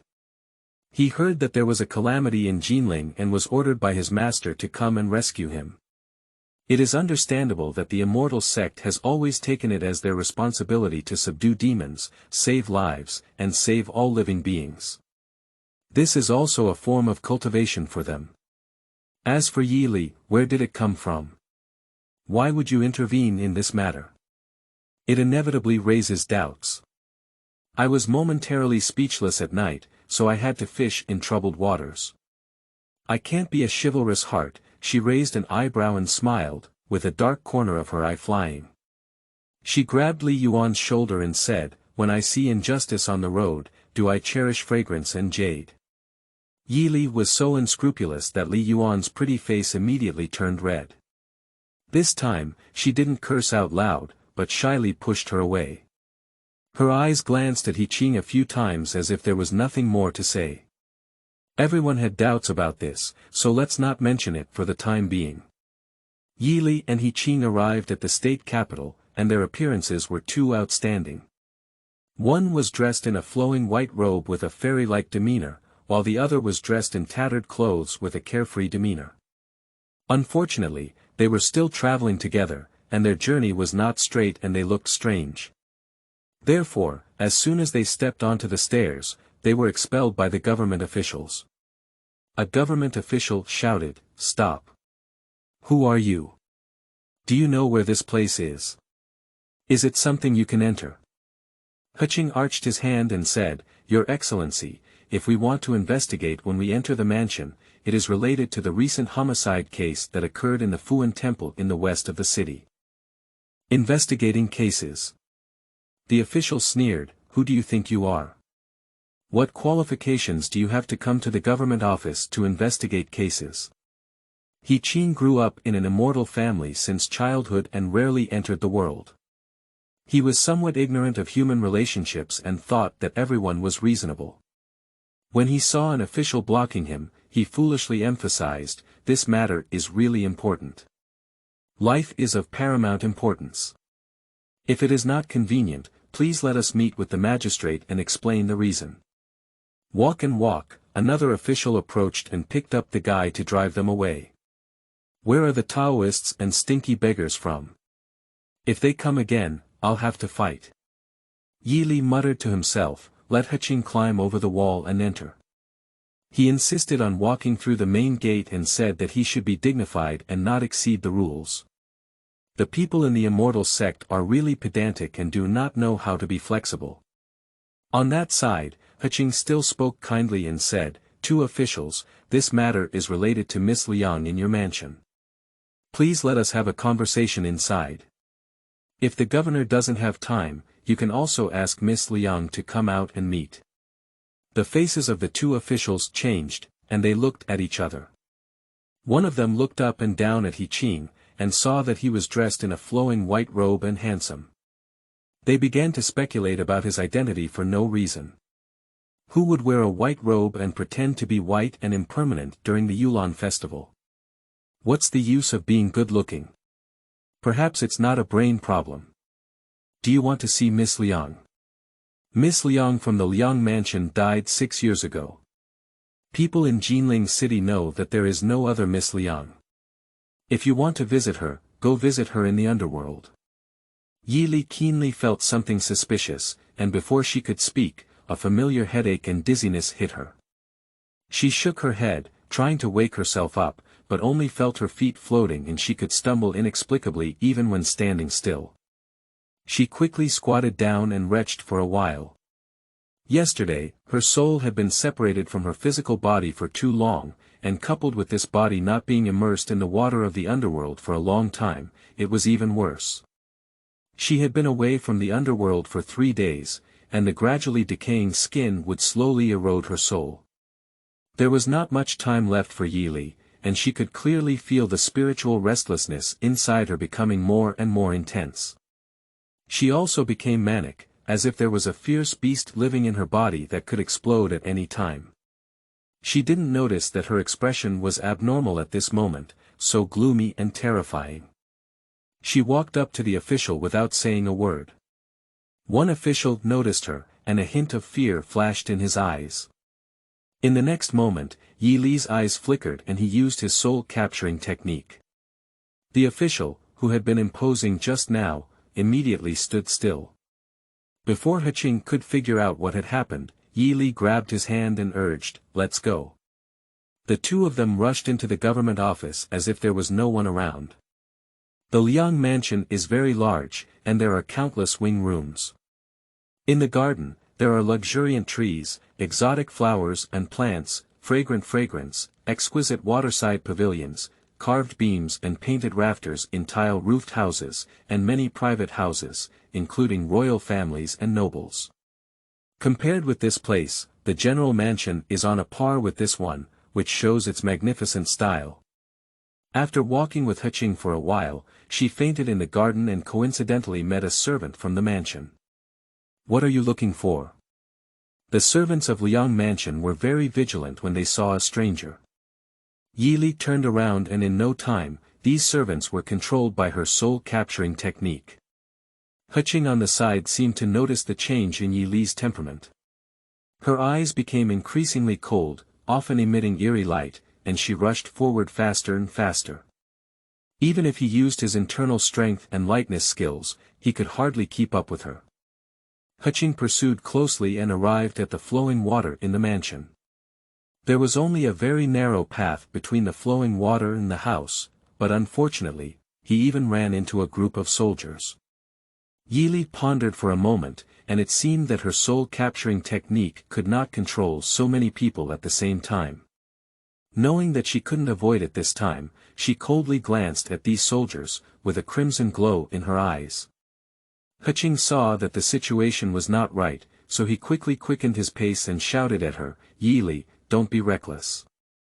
But Yili seemed to have not heard it, and suddenly a red whip appeared in her hand, wrapped around her wrist, flashing with lightning and making a sizzling sound. Upon seeing this, the soldiers of the prefecture drew out their weapons and engaged in a short battle with Yili. But how could they be Yili's opponents? The soul whip danced in the air like a red practice, and the soldiers screamed in agony, then fell to the ground and couldn't get up. Yili used his remaining rationality to force himself not to kill anyone. She was about to leave when the soldiers struggled to get up behind her, wielding swords and halberds, and charged towards her to kill the general. These ordinary people, at any cost, spared their lives and even rushed to die. She turned around, her pupils sank, and the human touch in her eyes gradually dissipated, leaving only a violent aura. A soldier shouted, "Who are you? How dare you sneak into the residence of Zhizhou? Hurry up and capture him." Yili sneered, rolled his wrist, waved his sleeves, and the black aura, accompanied by red light, lingered around him. The heavy aura made it impossible for the soldiers to approach, and before they could see what was happening, they were shaken away by an impact force. The crane green beside was shocked. Previously, what Yili used to do was just a small trick to tease people, but now she exudes an evil aura all over her body, as if she has transformed into a different person. She was just a sorcerer, and he had never seen the techniques she used before. He thought to himself that she couldn't match her and couldn't help but feel suspicious. On the other side, a chubby man with big ears and official attire emerged from a rolling shutter door. Seeing this scene, he was so scared that he crawled back, but it was already too late. Yili flew over and skillfully crossed the flowing water with his feet touching the water. He strode into the room with great strides. The person in official attire was the magistrate of Qinhuai, Liang. When he saw the fight outside the door, he thought it was someone seeking revenge and was timidly hiding behind the bookshelf. Yili slightly tugged at the corner of his mouth, revealing a strange smile. A row of books in front of Liang's hiding place fell to the ground on his own. Mr. Liang was startled and quickly turned to the right to continue squatting and hiding, but the book in front of him fell down again. After repeated this, the book fell to the ground. Mr. Liang served as the father and mother of Qinhuai for 4 years, without any achievements in benefiting the country and the people. He colluded with officials and businessmen, and did a lot of things for personal gain. He made the people of Qinhuai rich, piled up gold and jade, turned rice into granaries, and poor. He lived in poverty and had nothing to hide from. As for himself, he had eaten a lot of food, was bloated, and was scared to the point of trembling, unable to hide. He was easily found by Yili, with nowhere to hide. Until the whole row of books had fallen, Lord Liang had to hide back. As soon as he turned around, he saw a dirty-dressed boy smiling at him, his eyes shining with a strange light. "Where is Miss Liang?" Yi Li looked at Mr. Liang's ugly expression, which was almost uncontrollable from being scared, as if it was amusing. "What, Miss Liang? My daughter has already died." At this point, Mr. Liang retorted. It seems that Miss Liang must have hidden many secrets. Yi Li didn't talk much to him and directly absorbed his consciousness, so Mr. Liang gave up his struggle. "I'll ask you again, where is Miss Liang?" Yi Li grabbed his collar. "Miss Liang is dead." Master Liang lowered his eyes, but said the same thing as before. "You're talking nonsense." Yi Li roared, "This is impossible." Did they guess wrong? Yi Li felt a bit confused. Soul-capturing techniques cannot be faked unless one pretends to be hit.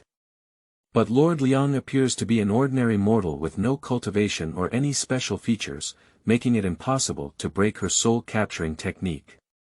If Miss Liang really dies, who is causing trouble in Jinling City? Yi Li stood up, perhaps because she got up too vigorously.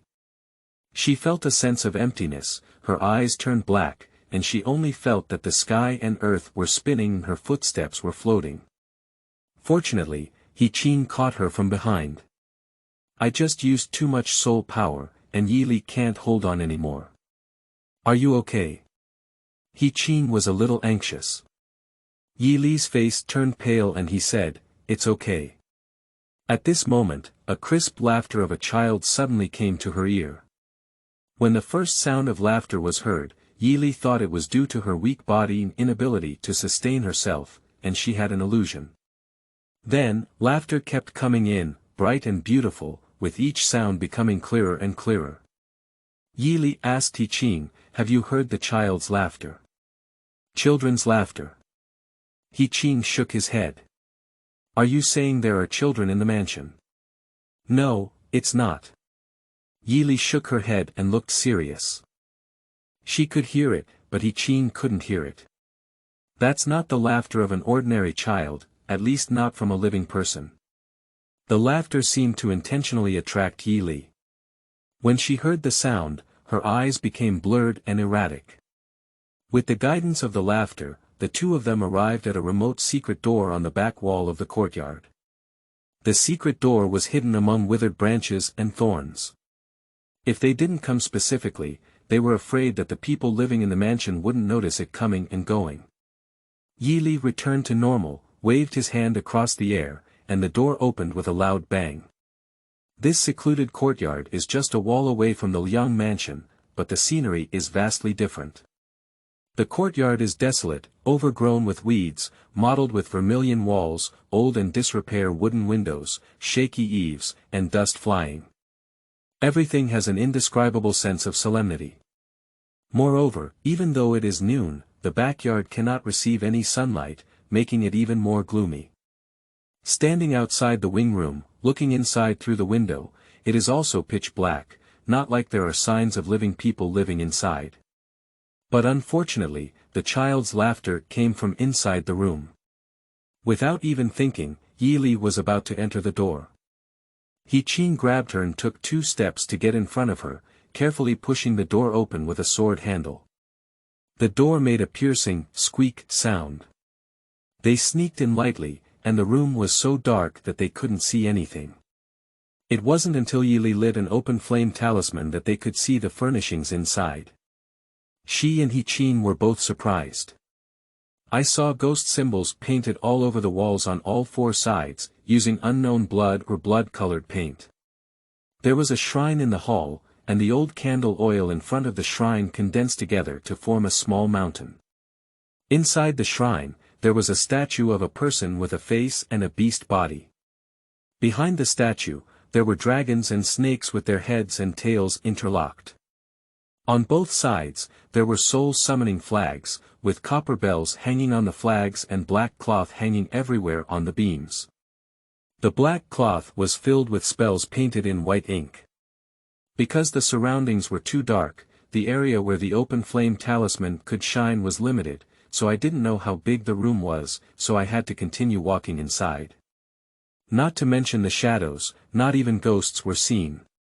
Suddenly, Yili felt something grab her ankle. She lowered her head and took a photo of the open flame talisman, only to see a grinning, staring blue-faced ghost doll holding her legs, greedily sucking on something and refusing to let go. It seems that the laughter was made by this ghostly child. What does it mean to lead them here? Yili looked up and saw that Heqing didn't notice it. Instead, he lifted the layers of black cloth and continued walking inside. He squatted down and quietly asked, "How does Sister's evil aura taste?" End of this chapter. Chapter 7. Final Sacrifice. You are listening at novelfull.audio. Chapter 7 Final Sacrifice. Giwa was wearing a tattered red belly bag, licking her mouth and nodding, seeming very satisfied. Yili asked again, "Tell me, where is the person?" Giwa still grinned, but her eyes rolled up in an incredible way. As soon as she looked up, a ghost figure with a disheveled hair fell off the beam of the room and landed on Yili's shoulder.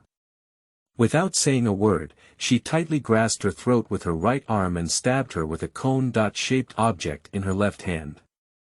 A series of actions were carried out in one go, indicating that this surprise attack was premeditated. Yili raised her arms to resist, swaying her body as she tried to shake off the object on her shoulder.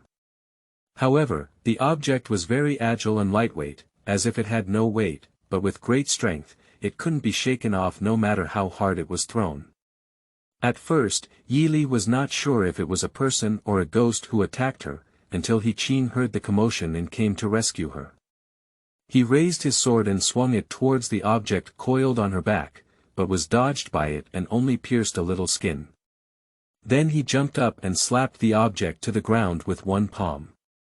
Only then did Yili confirm that the person who attacked her should be a person, at least a human living creature. The blue-faced ghost doll saw that the thing was injured and quickly ran over to lick the blood on the ground. "Is this Miss Liang? I didn't expect her black-hearted heart to ignite a big fire that turned her into this kind of person." Yili remembered asking the magistrate about the whereabouts of his daughter in the study just now. Although Mr. Liang had been captured, he still showed a frightened expression and denied that his daughter, Miss Liang, was still alive. This shows that he was very afraid of his daughter, otherwise he would not have kept such an inhuman and ghostly thing in the mansion. As for the blue-faced ghost, it is obvious that she was under the command of Miss Liang. It should be the golden boy she raised with her own flesh and blood essence, which is commonly known as raising little ghosts in the folk. Golden boy usually refers to the souls of young children who died in pregnancy due to congenital deficiencies, or those who died young shortly after birth. By sealing their bodies with special methods, these little ghosts can be kept by their side, and the worshipped ghosts will also help the caregivers achieve their wishes within their power. No wonder the mansion of the Jinling prefect is as luxurious as that of a prince or a general, completely unlike the residence of a local official.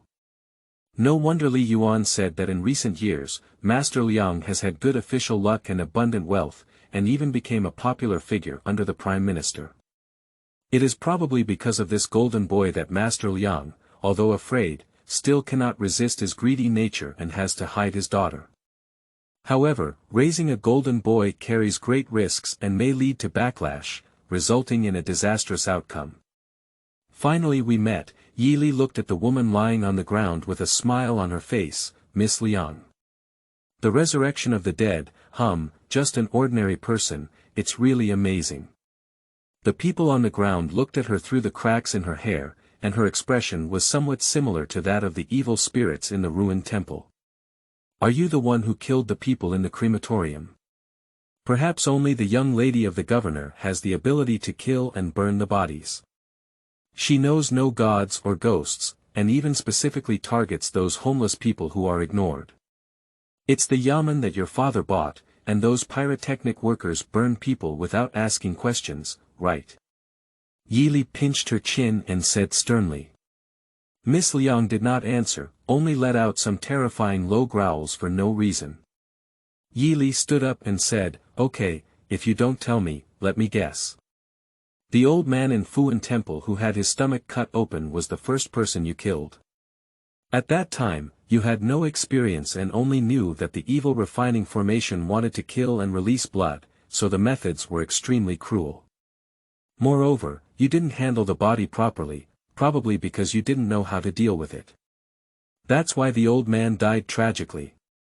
He was also exposed to have not been buried for 7 days, which turned him into a demon. His soul was also bound in the territory of Fuan Temple and couldn't be released. Although you have the help of this ghost doll, you are still afraid of the vengeful soul of Xiaohuan, who was also killed by you in Fuan Temple. Therefore, you often send some living people to her for her to enjoy, praying that she will not cause trouble. That is why there are 2 different ways of death for the bodies in the crematorium. One is that you have drained the blood to revive Yang Renfang, and the other is that you have sacrificed to Xiaohuan. If it weren't for Aunt Li's son's accidental murder, your plan would have been seamless. Yi Li smiled at the corner of her mouth and said, "Did I guess everything right?" Miss Liang still didn't answer, and Yi Li didn't care either. She leaned in front of her and said, "If you don't die, Xiaohuan's resentment won't be resolved. You've committed so many sins, let's use your life to taste it." As she spoke, her hand pinching Miss Liang's neck became even harder. Heqing stopped and said, "Yi Li, stop." Yi Li glanced at him and said, "What are you doing?" Heqing said, "As a human being, one should be compassionate and not take the lives of others at will." Yi Li said coldly, "Can she still be considered a person after causing so many innocent people to die in vain?" Heqing said, "Human life is of utmost importance, with precious treasures. Anyway, this is a living person." Yi Li was restless in her heart, and a wave of ignorance surged up. There's a saying called, "Die early," have you heard it? Look at her, look at her. There's nothing like a human in her whole body. It's better to die early and be liberated. Her stomach was churning, her stomach was burning, and she felt a tightness and discomfort in her chest. The subtle changes in her expression were caught in the eyes of Heqing. "Yi Li, what's wrong with you?" Heqing asked. Being mischievous is the instinct of ghosts, and the unease of the spiritual body has made Yi Li more susceptible to evil thoughts. However, she knows in her heart that Heqing is right. No matter what Miss Liang did or what she looks like, at least for now, she is still a living person. As a messenger of the morning life, slaughtering ordinary people is a serious crime. In addition, she did not listen to the call and did not return, and was punished for several crimes. She will definitely be severely punished by the 8 departments of the underworld, and even Luo Zi will not be able to protect her. But Yi Li couldn't resist the evil thoughts in her heart, and wanted to taste the taste of killing. She thought that there would be 3 evil spirits in that dilapidated temple by then. If she swallowed them all, wouldn't she be able to greatly increase her soul power? Wandering on the edge of good and evil, taking a wrong step is irreversible. At this moment, footsteps sounded outside, and one person trembled and said, "Little Miss, I have already brought my words to Lady Huafan. She has gone to Fuan Temple." Upon hearing these words, Yi Li was amazed and immediately broke through the door, taking down the speaker. The other party was a servant of the Liang family. They had just seen Yi Li causing a big fuss with the magistrate and dared not approach. They only hid far away and went to do the task assigned to them by Miss Liang. Unexpectedly, they ran into her again here. Seeing her even more terrifying than when they had just killed everyone, they were so scared that they wanted to run away. Within a few steps, they were caught by Yi Li and shouted, "What message are you bringing? What are you doing to Lady Huafan?" The servant trembled all over and said incoherently, Me, I don't know anything. Don't kill me, don't kill me. Tell the truth quickly." Yi Li grabbed the servant, and with just a little more force, the servant's neck would be twisted and broken. Cough cough. The servant was pinched and his eyes turned white, as he was about to die. "Yi Li." Heqing walked over and placed his hand on Yi Li's shoulder, gesturing for her to release her energy. Yi Li's fierce gaze slightly regained clarity, and he let go of his hand slightly. The servant took a sigh of relief and exclaimed in terror, "Cough, cough, cough, yes, it's Mississippi. She asked me to tell Lady Huafan, cough, cough, cough, that her younger brother was captured by an evil spirit in the Fuan temple. She asked her to go and save someone." He interrupted and finally finished his sentence. At this moment, Miss Liang, lying on the ground, suddenly let out a sharp and strange laugh. "The last one is here, the last one is sacrificing, and I can completely get rid of her." She had a fierce expression on her face, as if she had gone crazy, laughing wildly. "What is the final sacrifice? What does the monster in front of me mean by its words?" A familiar sense of discord surged in, and Yi Li always felt that there were flaws in the whole thing. There must be some details that she hadn't noticed. Where exactly is the problem? As soon as she was focused, she put down her hand, and the servant took the opportunity to break free and hurriedly fled for her life. In Yi Li's mind, all the fragments of the past few days flashed quickly. Qingang stone coffin, blood sacrifice, resurrection technique, earth-binding spirit, ghost walls. Every time I enter a dilapidated temple, I feel like I'm constantly being watched. Sacrifice, the final sacrifice. Everything seems completely unrelated, yet it is intertwined. Suddenly, her heart twitched and a ringing bell echoed in her mind. Yi Li suddenly realized, no, no. She excitedly muttered to herself, "This soul-fixing spell is not for Yang Renfang." Heqing looked at her, puzzled by her meaning. "Do you remember what Mr. Liang said earlier?" Yi Li said, "He said his daughter had already died." "He can't lie," Yi Li said firmly. After speaking, she looked at the monster on the ground with a sharp gaze and said, "So, you're not Miss Liang, you're Xiaohuan." Yi Li grabbed the monster's collar and said, "This ghost child is the unborn child of you and Yang Renfang. Yang Renfang has actually been resurrected by you, but the evil spirit in the temple is too strong and resentful. It has been trapping him all along, and you can't help it. So you thought of a sinister spell called soul destruction. This advanced technique was also told to you by the ghost boy, right? The soul destruction technique requires two souls to strike each other, resonate with each other's spiritual bodies, and then fly and extinguish together. This technique is equivalent to dying together. It is so dangerous that you will not personally do it, nor will you let Yang Renfang or the ghost boy do it. Therefore, you cast a curse on Li Yuan because you know that the evil spirits in the broken temple hate fireworks women like Li Yuan the most, because that evil ghost is the real Miss Liang." As Yi Li spoke, Xiaohuan finally had some reaction, with her mouth open and her eyes bulging, staring at her intently. She knew she was completely right this time. Since Heqing told her that the spell seal on the stone coffin was a soul-fixing spell, she has been thinking about who this spell is intended for.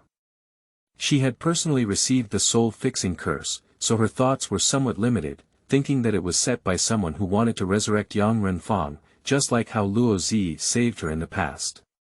Until just now, she remembered a magical scene where she had seen evil spirits fighting and their souls colliding and disappearing together. She returned to the underworld and specifically asked Luo Zi about this matter. Luo Zi took her to the library of Qinhuai Pavilion and found an explanation for this phenomenon in a book called Ghost Classic. In the Ghost Classic, it is said that during the Taihe period, there was a Langzhong surnamed Zhang in Xinyang County who practiced medicine for generations. Due to his high medical skills, he became famous far and wide. Later, his family rose and his descendants extended, making him a prominent local family. However, the Zhang family lived a short life, most of whom did not live to be 30 years old. It is said that this was because his ancestors had taken in a rebel general who rebelled during the war and later sold him to the army that came to suppress him. When the general was interrogated, he issued a poison curse, saying that he would not spare the Zhang family. Even if he turned into a fierce ghost, he would continue to entangle for generations. One day, Dr. Zhang went out to practice medicine and passed by a cemetery. He saw a woman of 17 or 18 years old squatting on the grave, crying, thinking that her loved one had passed away. She was buried here, mourning and expressing her grief. When she approached him, he found out that the woman had said she was lost and didn't remember where her home was. Although the doctor was suspicious in his heart, he was kind-hearted. Seeing the woman alone and helpless, he took her home. After some grooming, the woman revealed her original appearance, which was quite beautiful. Afterwards, the woman stayed by Zhang Langzhong's side to take care of his daily life. She came and went, and developed feelings for him. As Zhang Langzhong had already married, she took the woman into her room and became a concubine. The woman was virtuous and could be considered a happy family. Day by day, the little concubine gradually learned about the curse. She didn't want her husband to die early, so she began to investigate secretly. After several years, she finally found the truth. Originally, the so-called rebel general was actually just a medical officer among the rebels. He had excellent medical skills and left behind a book called Medicine Classic and Pathology after his death. The Zhang family obtained these two books, and their medical skills gradually improved, allowing the family to develop.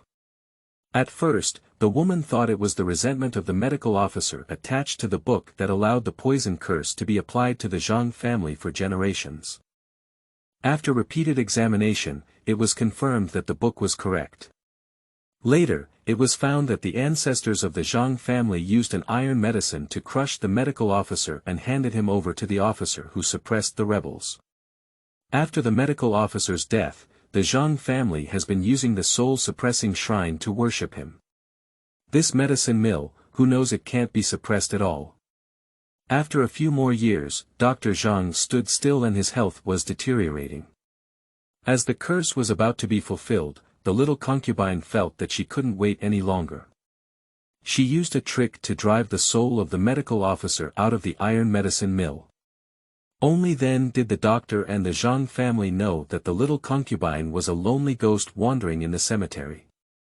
Her family was poor before her death, and her parents wanted to sell her to a wealthy family for money to make a living. She would rather die than escape, but she had no food or money on her body. In a few days, she starved to death in a cemetery, which had been neglected for years and months. There was no one to collect her corpse for, and finally she turned into a white bone and a spirit monster. When she met Zhang Langzhong, she had originally planned to absorb his essence for cultivation, but the little concubine was kind-hearted and had Zhang Langzhong treat her wholeheartedly, so she gave up this idea. My little concubine has not been refined for a long time, and her moral character is still shallow. She cannot be compared to the ghosts of the medical officials who have been evil for 100 years. However, she has already revealed the true form of the unjust spirit. If it is not removed, the Zhang family will be destroyed by herself. My little concubine, with a heart-wrenching, took off her physical body, transformed into a spirit, and rushed towards the medical officials. Her two souls clashed, charging with energy and making a sound of stone fowls, dazzling and eye-catching for a moment. When everything returned to calm, the Zhang family found that their concubine and medical officer were missing, and the iron medicine on the shrine fell to the ground, splitting into several pieces. This is the origin of soul destruction technique.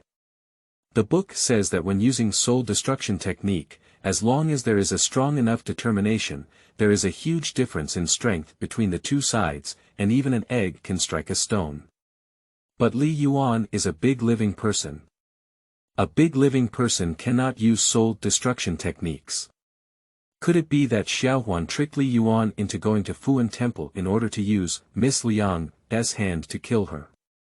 Thinking of this layer, Yi Li couldn't help but laugh up and say, "People say that that demon has done many evil deeds.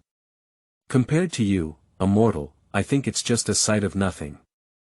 Heqing saw that Yi Li's eyes were red and her forehead was bulging with veins. Knowing something was wrong, she quickly grabbed her and said, "It's not too late to save someone." "No way." Yi Li shook off Heqing and said, "I want to ask what means she used." Heqing blocked her and said, "Night is dripping." He looked at her with pitch-black eyes like a deep pool. Heqing shook her head and said, "Don't hurt anyone." Yili lowered her face and said, "You let go." Heqing persisted without moving. Yili changed his face and offered his soul whip, saying, "I want you to let go." The crane green in front of him remained motionless. He actually wanted to confront her with a hard move. Yili was startled and wanted to retract the soul whip, but it was too late. As the lightning-like soul whip came out, it was forcefully pulled back, and the soul power rebounded, affecting her body. However, she was injured by herself and immediately spat out blood. Yili. Heqing came over anxiously to help her, but was pushed away by Yili. "Why do you always stop me?" Yili slowly lifted her head and stared at him fiercely. Heqing came from an immortal sect, and he couldn't help but see the tricks that Yili had used along the way. Moreover, from the beginning, he had doubts about Yili's identity. Previously, Yili didn't think anything was important, but now, under the influence of her restless spiritual body, her emotions were amplified. As her hand spread out, a delicate dagger changed from her palm. She pointed a dagger at Heqing and said, "Do you already believe in your heart that I have ulterior motives and am just like that evil person, pretending well in front of you? So, although you can't bear it, you are always careful of me, right?" End of this chapter. Chapter 8. The Art of Soul Destruction. You are listening at novelfull.audio. Chapter 8. The Art of Soul Destruction. Yili, calm down a bit, Heqing emphasized, "I didn't mean that." That's enough. Even though Heqing spoke so solemnly, Yili still didn't put down the dagger in his hand, and his words were still very resistant. "Do you dare say you never doubted me?" I, Heqing, cannot tell lies and can only remain silent. This is not the first time she has been treated as a demon. She has faced many crises before, and although she has tried her best to turn the tide, change the situation, and turn the tide, her behavior has become more evil, and she has been overthrown by those ungrateful mortals. Although I don't know your true identity, I always believe that you are kind and on the side of justice. Upon hearing this, Yili couldn't help but sneer, "Justice? What justice? Don't you think you're too hypocritical? You're full of benevolence, righteousness, and morality, but little do you know there's no such thing as a win-win situation in this world. Good deeds are rewarded with good deeds, and evil deeds are rewarded with evil deeds. This is my justice. If I let her go, Li Yuan's life may be in danger. Is your justice to let the bad succeed and let the good suffer?" Heqing pointed to the small ring on the ground and said, "If that whip goes down just now, she will definitely not be able to live. Yili, punishing evil with evil is not the solution to the problem. I just don't want you to commit murder, and I don't want you to turn back. You don't need to worry." Yili said coldly, "Whether my crimes are heinous or I will never be able to recover, it's all my own fault. What's wrong with you?" Heqing didn't want to argue with Yili anymore. He knew it wasn't what Yili had in mind, it was just a momentary impulse, just like being possessed by evil. He suddenly turned around, took a step, turned behind Yili, grabbed her right hand, and the other hand wrapped around her shoulder, waiting for an opportunity to cast a small spell to bind her. Although Heqing is a master of the immortal sect, he is usually unable to defeat Yili.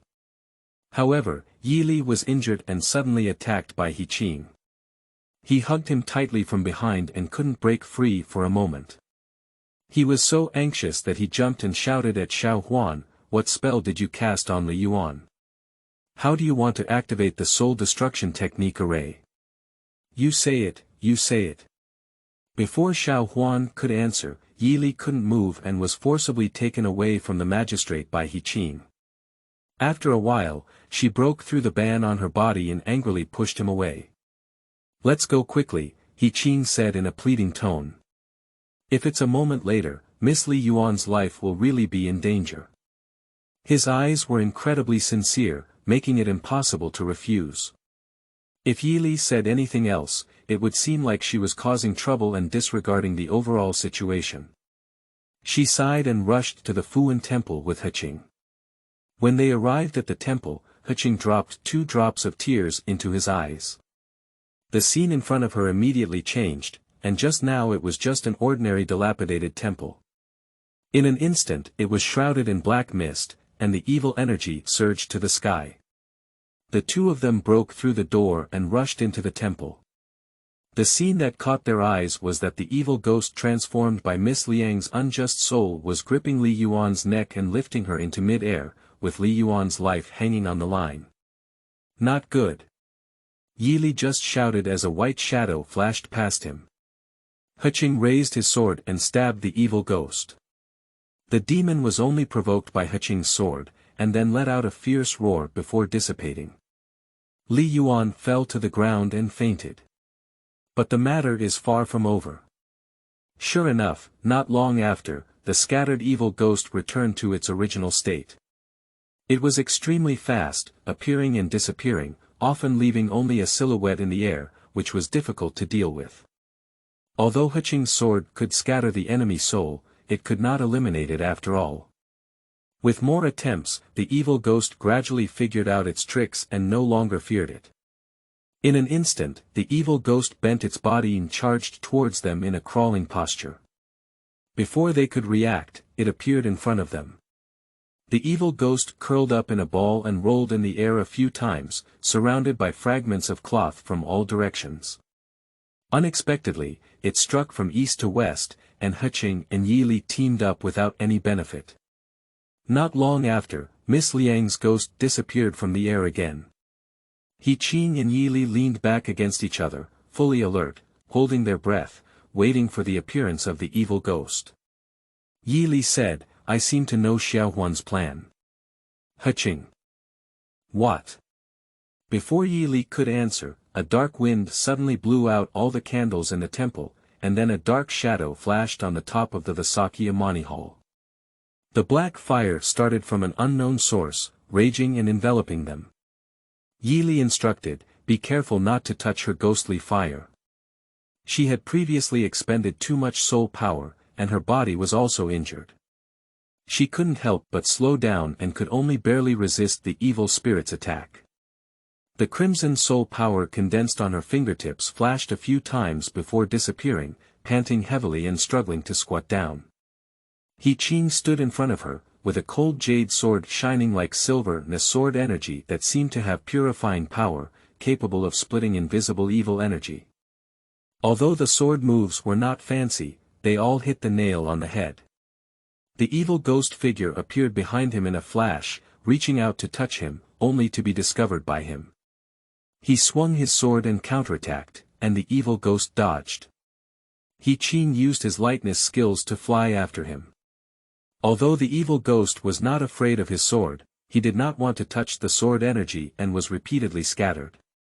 This gave Heqing the opportunity to figure out the evil ghost's path, seal its movements, and after about 10 moves, he forced her into mid-air and flew towards her with his sword.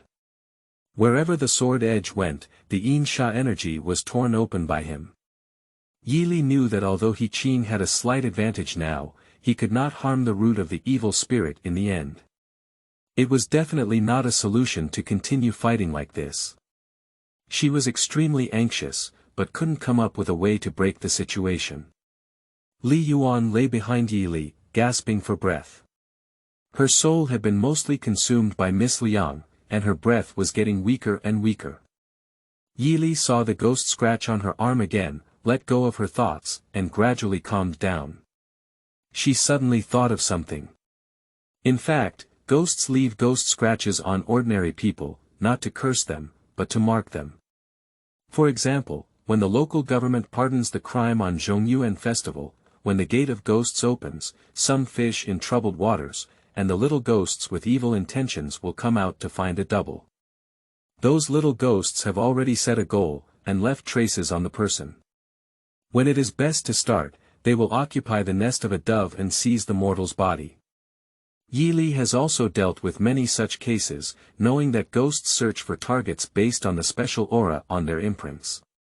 So she boldly made a hypothesis that Xiaohuan had left her breath on Li Yuan in advance, and the ghost doll cast a spell setting that as long as she died, the soul-fixing spell on the Qingang stone coffin would be activated.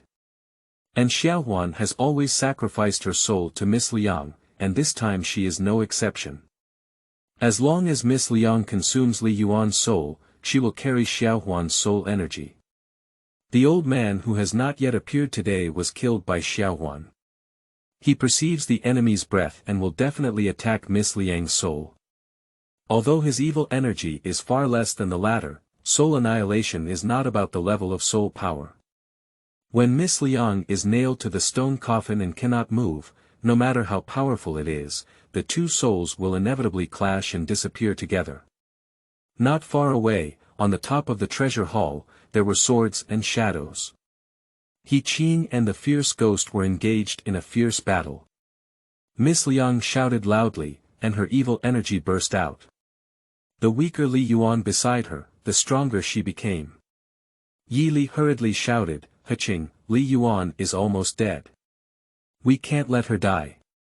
If her guess is correct, as long as Li Yuan does not die, the soul-fixing curse cannot be activated. If Xiaohuan wants to eliminate Miss Liang, he must personally take action. Upon hearing this, Heqing immediately rushed over and squatted beside Li Yuan, with his palms against hers, losing his internal strength to her and continuing her life.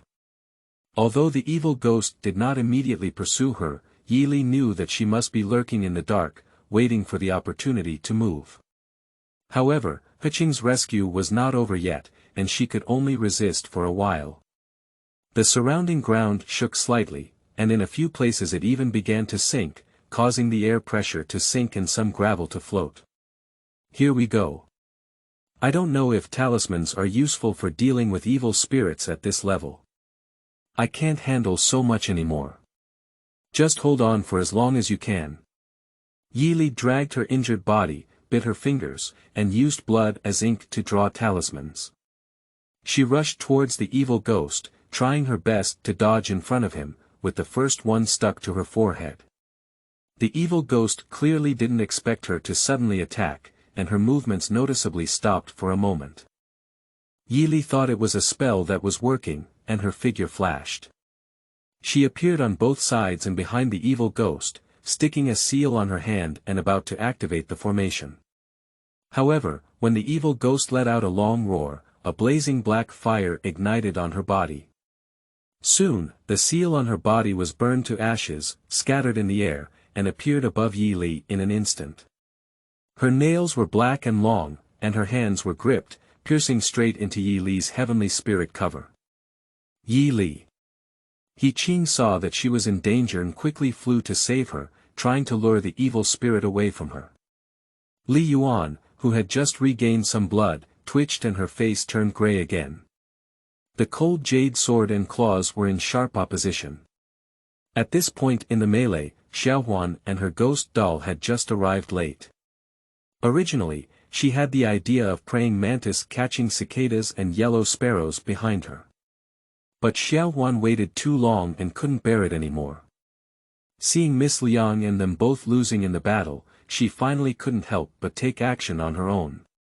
She and the ghost walked up to the sarcophagus, and the ghost babbled a few words before placing their hands on it. The sarcophagus suddenly shone brightly. Miss Liang had already gained the upper hand. The cloth on her body wrapped around Heqing's sword, and she was about to use ghost fire to burn them to death. However, the ghost child cast a spell at this moment, and only heard Miss Liang let out a painful hiss. The voice was tragic and urgent, piercing people's eardrums, as if those ghosts who were about to be taken away by black and white impermanence but refused to comply would emit it. Go to hell, go to hell, go to hell. Miss Liang's screams echoed through the dilapidated temple, with a small ring covering her ears and shouting as if she was possessed by a demon, "Don't bother me again." Yi Li loudly said to Xiaohuan, "Yang Renfang is always in chaos and abandoned. He is ungrateful and ungrateful. What's so good about this kind of man that you wouldn't hesitate to kill so many people to resurrect him? What do you know?" Xiaohuan sternly said, He truly understands me and is the only person in this world who cherishes me. Tears welled up in her murky eyes. He's not going to abandon me and the child, he's going to find a way to save us. We've discussed it. Originally, he was going to burn the prefect lady to death, so he can be free. He can also get a lot of money and take me on a long journey. We'll find a place where no one knows and raise the child together. Yi interrupted with a sneer, open your eyes wide and see clearly. Look at yourself, and then at this dilapidated temple. What exactly happened to the big fire that night? You know it well, it's already this time. Why do you have to deceive yourself? What do I know in my heart? I only know that I am the one who survived. If it weren't for this slut, Renfang wouldn't have died. Xiao Huan pointed at Miss Liang and said with resentment. The small ring in front of me not only looks terrifying, but has completely lost its rationality. Yi Li shook her head and sighed, but I still hope to awaken her last trace of humanity. Li Yuan was brought out by you yourself. She has always regarded you as a role model. Can you bear to watch her die? A girl's family, who made a lowly living as a singer and dancer, was trampled on by people every day. It's better to live than to die. Xiao Huan let out a series of strange smiles and said, you only see me wearing silk and silk every day, with heavy makeup and graceful singing and dancing. Do you think I am very beautiful and happy? That's because you haven't seen me being looked down upon by others, washing my face with tears. I dare not get sick, just afraid that if I don't show up for a few days, the guests will forget me. Once, a Pipa girl who was on the same boat framed me and pushed me into the water. At that time, I was rescued by someone in a moonlit message and immediately had a high fever. But after only one day of rest, I came on stage again, and the dance didn't dance as expected. I almost got knocked down. Later on, I realized that whether it was the top card or the beginning of the line, these days had no end. If it weren't for encountering Renfang, saying he loved me and wanted to redeem me, saying he wanted to take me away, I wouldn't want to live anymore. Yi Li didn't pay attention to her words.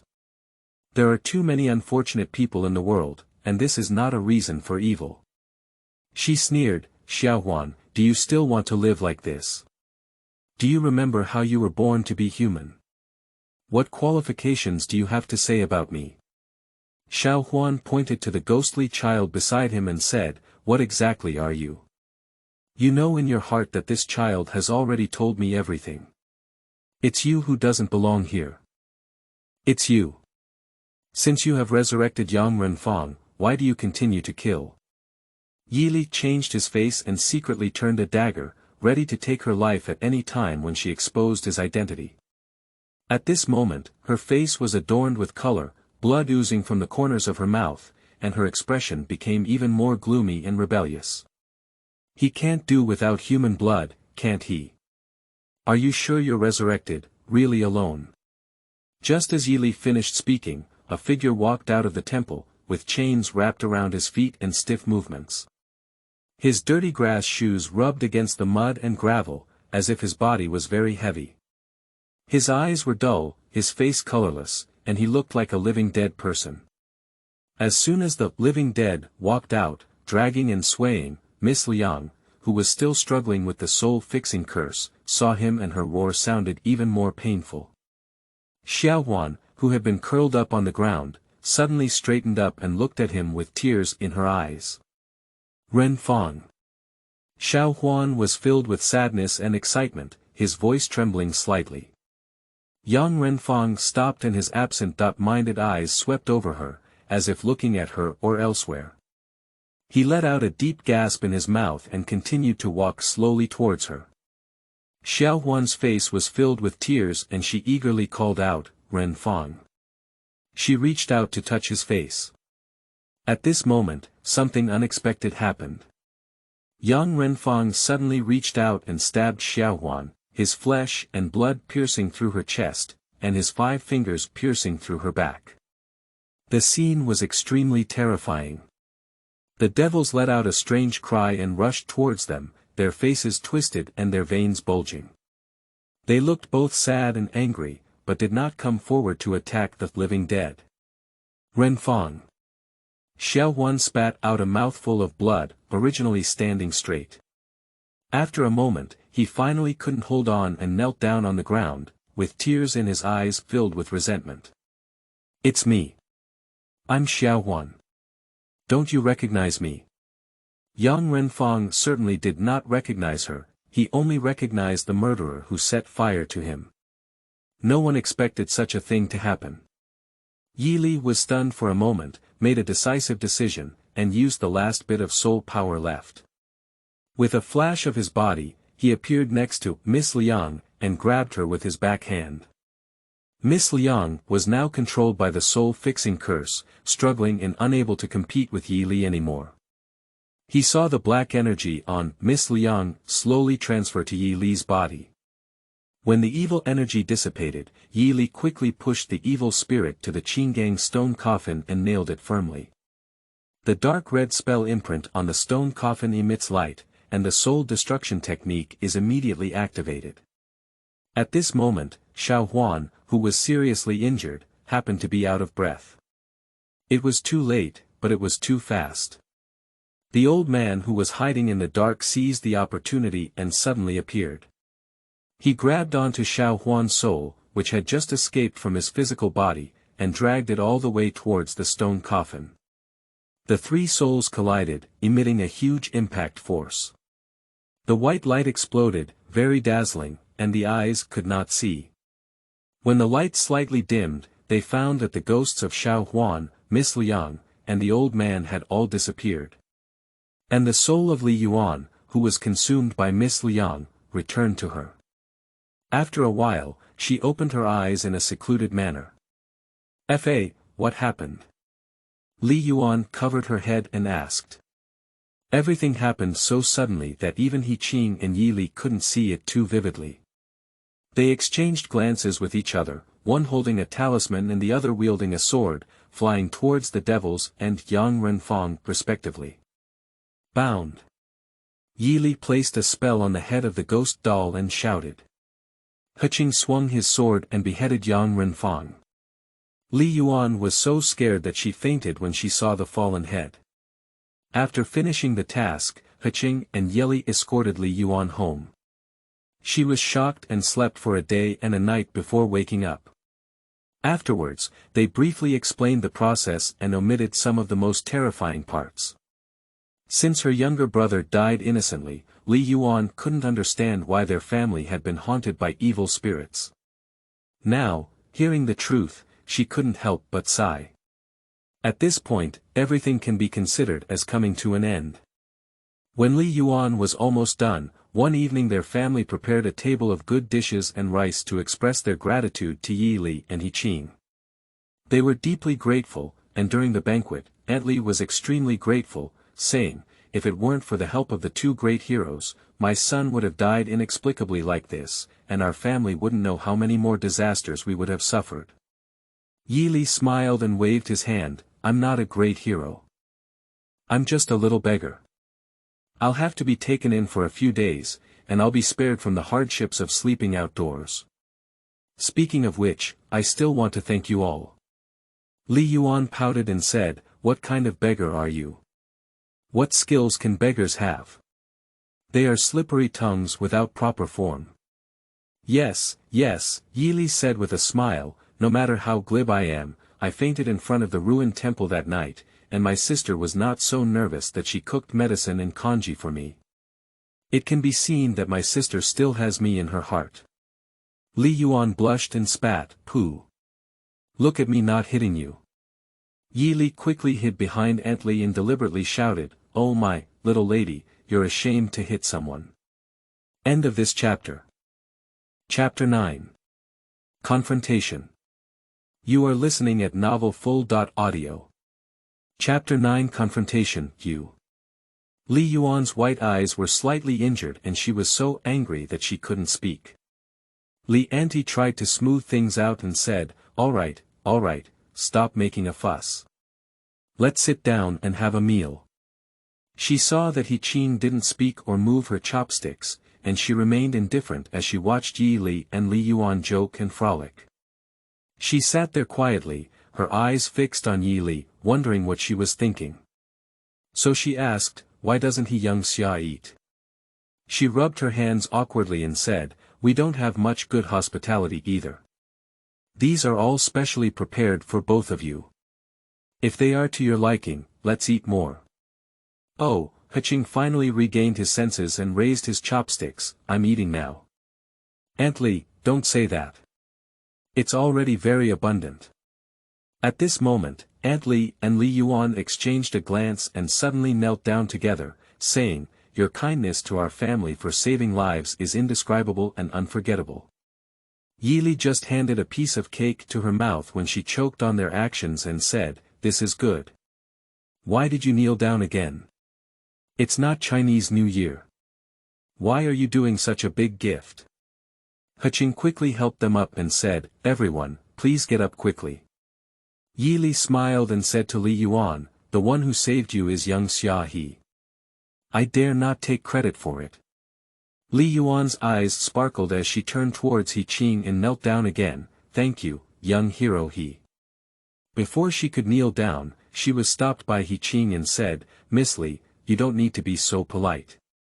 Slaying demons and eliminating demons is within the responsibility of the immortal sect." The three children of the Li family were eagerly lying at the table, drooling as they watched the table eat. Seeing this, Heqing said gently, "Let the children eat together." This. Li Yuan and Li Auntie were a bit embarrassed. The two women raised 3 children, and their lives were already tight. This meal had fish and meat, all of which were good things they couldn't even eat during the Chinese New Year. The whole party was just like this, and they were struggling. The children were all growing their bodies, with big stomachs, and each person took a bite, so there was nothing left. "Hey, we can't eat that much either," Yi Li waved to Ione and said, "Come on, take this lotus leaf glutinous rice chicken and share it with my younger brothers and sisters. Also, this bamboo shoots and grilled meat taste good. Take it and eat it." Aunt Li saw that Yi Li was kind-hearted and treated the children very well. She couldn't help but admire her a few times and asked, "Little brother, you just called us Sister Iun. How old are you this year? Are you married?" This question made Yi Li tremble with fear. She has always traveled around the world as a man and likes to pretend to be frivolous, flirting and teasing with those thugs. Just now, she was just joking with Li Yuan. Aunt Li won't take it seriously, will she? How old is she? Yi Li thought to herself, pinching her fingers and calculating that she has been a ghost for over 600 years, let's just say she is 600 years old. Harmful, where are all these? Mother. Li Yuanjiao said angrily, "What are you asking randomly?" After drinking a few glasses of wine, Aunt Li felt sad and said, "Daughter, your appearance is not comparable to that of many ladies from wealthy families. However, you have been reincarnated into our family. It was my mother who caused you trouble and did not allow you to live a good life. My biggest wish now is to find someone who can live with you forever, without the need for wealth and honor. You can love and respect you, and live your own little life. Mother." Li Yuan's eyes were filled with tears. "I have no regrets about being your daughter. I just hope to be your daughter for life and death." Aunt Li also shed tears and said, "My mother also wants you to marry a good family, but the business you do in the pleasure boat. What's wrong with the happy boat?" Yi Li poured the gnawed chicken bones onto the table and wiped her mouth, saying, "Mrs. Li doesn't steal or rob. She earns money and eats by her own abilities. I see that she is much more noble than those who are raised in the deep boudoir, delicate, weak, lazy, and rely on their ancestors to make a living. The so-called girls from wealthy families are much more noble." Lin Yang wiped away her tears and exclaimed in surprise, "So, do you mind, little brother?" Yi Li didn't start the conversation properly. Why did she talk about her again? She awkwardly scratched her head and said, "I don't mind if I do. It's just that. Mother. Li Yuan's cheeks flushed as she said, "You, stop talking, daughter. Your daughter has a crush on someone." Amitabha Buddha, thank goodness. Yi Li silently recited, thinking that she was too handsome and masculine to pretend to be a man, which attracted the heart of the little girl to secretly agree. However, she was not a big deal, and if she delayed the girl, it would be bad. "Are you interested in someone?" Aunt Li asked, "Who is it?" Li Yuan shyly lowered her eyes and glanced at Heqing intentionally or unintentionally, then remained silent. Seeing this scene, Aunt Li and Yi Li understood it clearly. Yi Li was quite exaggerated and wrote, "I see it so," on their faces. Unfortunately, the person involved is a wooden person who knows nothing about his daughter's family's affairs.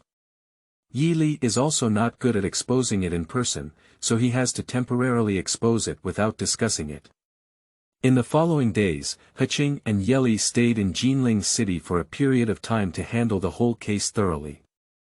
They resurrected the bodies of the ghostly children hidden in the dark courtyard, buried them properly, and sent Yang Renfang to the crematorium to be completely burned. The Li Yuan family constantly expressed their gratitude, especially Li Yuan, who spoke several times to persuade them to stay for a longer period of time. Heqing had thin skin and soft ears, and couldn't resist the mother and daughter's hard pleading. He stayed at the Li family day after day, but did not return to his sect to report. As for Yi Li, she didn't have such a nostalgia for the mortal world in the past. Anyway, she would come back again, but this time for some reason, she was reluctant to leave.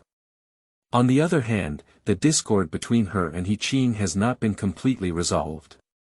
The argument was like a thorn in the back, always lingering in their hearts. Now that they have seen each other, it feels a bit unnatural, let alone living in the same room. During the day, with Aunt Li and a few children around, it wasn't that awkward. In the evening, Yi Li often went to a deserted suburb to practice and refine her newly acquired evil energy. Her spirit gradually calmed down and she gradually regained her normal state. Usually, when Heqing falls asleep, Yi Li returns to his room and lies down beside him. His sleeping face remains so calm and peaceful, as if there is no suffering or injustice in this world. After a moment of confusion, Yi Li regained consciousness. She always felt that his reason for staying here was not so simple. After a moment, she thought to herself, what's the point of being flustered? She just spent time with him, eating and sleeping, everything went as usual, seeing who could endure.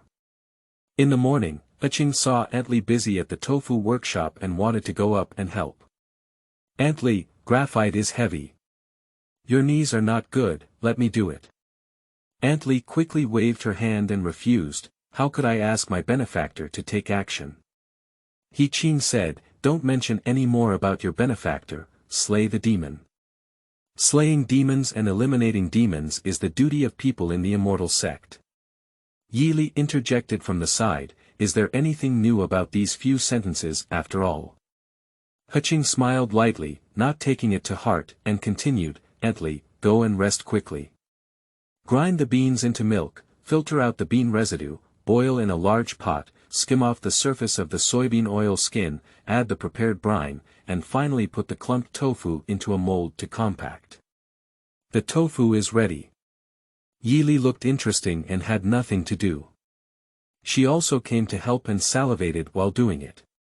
"Wow, if you put salt brine here, it is tofu pudding, and bean skin can also be used for cooking." She also brought a ladle of soybean milk into her mouth, which was mellow and silky, and left a fragrance on her teeth and cheeks. As a result, half of the tofu was put into her stomach. Since the beginning of her own memory, Yi Li has been living in the underworld all along. Although she often comes and walks in the mortal world, she is still just a passerby in a hurry. She has never experienced the ups and downs of the world, her emotions and desires, and only feels that everything in front of her is like a passing house, fresh and interesting. However, Heqing grew up in a pure and tranquil place of the immortal sect from a young age, not immersed in the mundane world or the mundane world. His master has always been strict with him, but lacks compassion. His junior brothers also show great respect to him as the second senior brother, but there are few who truly get close to him. In addition, he is not fond of liveliness by nature, so although there are many disciples of the Xuanzong sect, he often comes and goes alone, but has very few close friends with him. For the past half-month, he has been eating and sleeping with Yi Li almost day and day, conversing with her. This is an experience he has never experienced before. In his heart, she is different from those fellow disciples, which he himself did not realize. In the evening, when Li Yuan returned from work, 4 adults and 3 children gathered around the table to eat, and it really seemed like a family. After a hard day's work, the food was particularly delicious and sweet. After pulling 2 bowls at night, I still felt hungry. Aunt Li looked at her affectionately and said, "Eat slowly, no one will compete with you." "Auntie Li, you don't know," Yi Li said while eating, "this is still my first time helping to cook. How can I put it? Eating is very down to earth." Li Yuan used chopsticks to stir-fry a plate of blackened cowpeas and smiled, "What did you help with?" "I think you helped make this dish. You should have eaten it all." Yi Li believed that this dish was just not selling well and the taste was definitely good. She confidently picked up a chopstick and stuffed it into her mouth, only to spit it out completely. "Pooh, pooh, why is it so bitter?" Li Yuan, Li Auntie, and the children burst into laughter, with only the curious gaze from Heqing on the side. After dinner, Yi Li helped Aunt Li tidy up the dishes and saw Li Yuan and Heqing talking in the courtyard. Li Yuan lowered her head with a shy and timid expression, saying, "I heard that young hero he helped me with a lot of work today. My mother is very grateful and wants me to thank you well." "Cut," Yi Li muttered to herself, "how can I thank you? Is it okay to make a promise with one's own body? She also worked, why didn't anyone come to thank her?"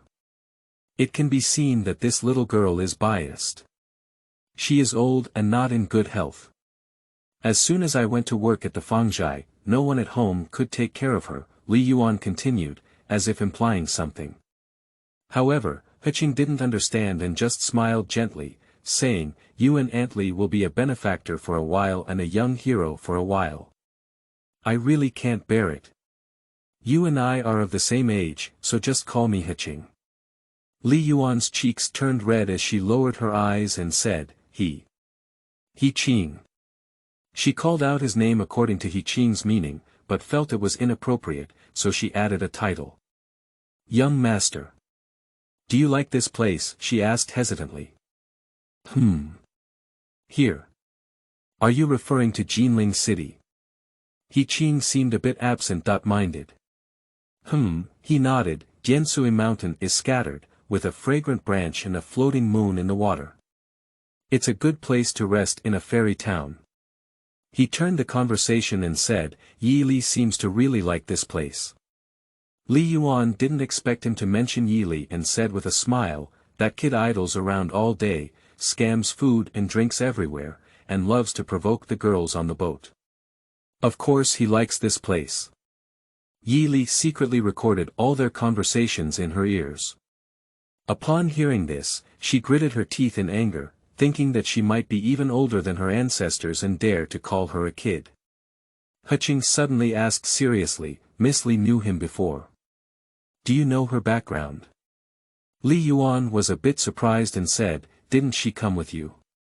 I thought you were on the same journey, right? The young master doesn't know him." Heqing shook her head and said, "I don't know her. I met her by chance after coming to Jinling."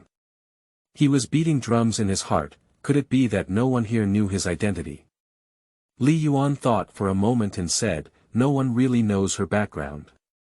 It's just that every once in a while, she suddenly appears for a few days, and then disappears without a trace. Every time she appears, she dresses up like a beggar, and I don't know where his family is and what he relies on for a living." Heqing frowned and became somewhat serious. Li Yuan was used to his gentle and respectful expression, but had never seen it before. She didn't know what he meant, so she didn't dare to talk to him anymore. It is night, and Yi Li and Heqing still lie side by side. She seemed to be lying obediently next to Heqing, motionless, but in fact, she had already been distracted. She forced herself to lie down for not long before opening her eyes. Tonight may be another sleepless night. Yili hasn't slept well these past few days and has been thinking about arguing with Heqing. At this moment, she just flipped over and looked at him carefully. Heqing's profile is clear, his nose bridge is thin and straight, his eyelashes are slender, his cheeks are slightly thin, his skin is fair and snowy, his eyebrows are smooth, and he is delicate with a heroic aura, not lacking in elegance and elegance. I can't say why, but since seeing Heqing at first glance, Yili has had an inexplicable sense of familiarity with him, as if a dusty memory has been opened up, as if they had known each other a long time ago, until this memory has become blurred. Heqing fell asleep unprepared and easily attacked. His collar was slightly open, revealing an equally smooth neck. His mouth wriggled gently, as if he was having a sweet dream. His lips were pink and looked very soft. Yili changed her sleeping position to the most comfortable one, and was mesmerized by it. Her heart trembled, perhaps because we had been going through life and death together these past few days. Even if we lay together like this now, we wouldn't feel uncomfortable. With a bewildered expression on her face, her saliva was about to flow out. At this moment, a black shadow flashed outside the window, waking up Yili, who was about to fall asleep. She suddenly sat up, patted her face, held her breath and stared out the window, but the shadow seemed to flash by and never appeared again. Yili felt uneasy and got out of bed to check, but there was nothing outside. Is it because she's dizzy? She closed the door and climbed back onto the bed. Heqing still lay peacefully on the bed, breathing steadily. Suddenly, Yili felt a little dry mouth and tongue. Obviously, at this moment, compared to some mysterious shadow, the crane Qing lying next to her is more dangerous. She was just thinking something. This is not going right. No, it's not like that. She's just greedy for Heqing's cultivation and wants to own it, that's why she thinks he's beautiful and delicious. Well, the term beautiful and delicious literally means beautiful and delicious. It's because I think it looks delicious and delicious, not because I'm interested in it. Anyway, she is also a female ghost. Even if she has been educated by the Ghost King, she is still a female ghost. It's like a chicken laying eggs, a dog digging the soil, and a tiger pulling out teeth. Even if reason tells her not to do so, it's still her nature to suck on the flesh and blood essence of mortals, gather yin and nourish yang. Sighing and sorrowful, reborn in the pure land, crossing over and returning to silence, blessed by ghosts and gods. It's like this, it must be like this sleeping. Yili covers her head with a cup and stays for another night. At most 2 nights, she will go back to the underworld without delay. After making up her mind, her eyelids became increasingly heavy and hazy. Half asleep and half awake, a cluster of green fireflies penetrated through the crack in the door and floated in front of her. She felt like she was sleepwalking, getting up and blowing out the fireflies, then lying back and closing her eyes. Then 2 clusters of fireflies crawled in from under the door, and Yili had to get up again and stamp them out with her feet. Before she could return to bed this time, several clusters of fireflies immediately crawled in. Soon after, countless fireflies continued to seep in from the roof, door cracks, and windows, instantly illuminating the entire room. Yili saw that the situation was not right and was afraid of waking Heqing up, so she had to put on a piece of clothing and run out. Sure enough, as soon as she left, the countless fireflies seemed to be alive, chasing her out of the room, and many even drifted in front of her, as if guiding her toward somewhere. Yili exerted her soul power and walked rapidly. In no time, she ran out 100 miles and arrived at the forest below Qixia Mountain. Fireflies gradually stopped, circled, and accumulated more and more, clustered together. Yili rubbed her eyes and her vision gradually became clearer. I saw a woman standing in the middle of the firefly, very eye-catching all over. She wore a complex bun on her head, meticulously coiled. A fiery red hairpin was inserted into the bun, and thick clogs were worn on her feet. The woman's figure was graceful, and her green and red patterned satin skirt was tightly folded, making her waist plump and particularly slender. The green glow gathered at the bottom of the woman's feet, shining on her face with an indescribable eerie charm.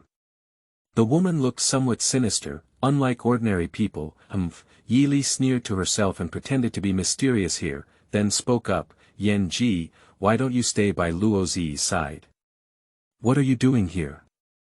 That firefly is actually a fox fire, and the woman is the fox charm beside the ghost king, Yan Ji." Yan Ji's neck turned towards her in a twisted and unnatural way, and the corners of her mouth twitched stiffly, as if to retaliate with a sneer.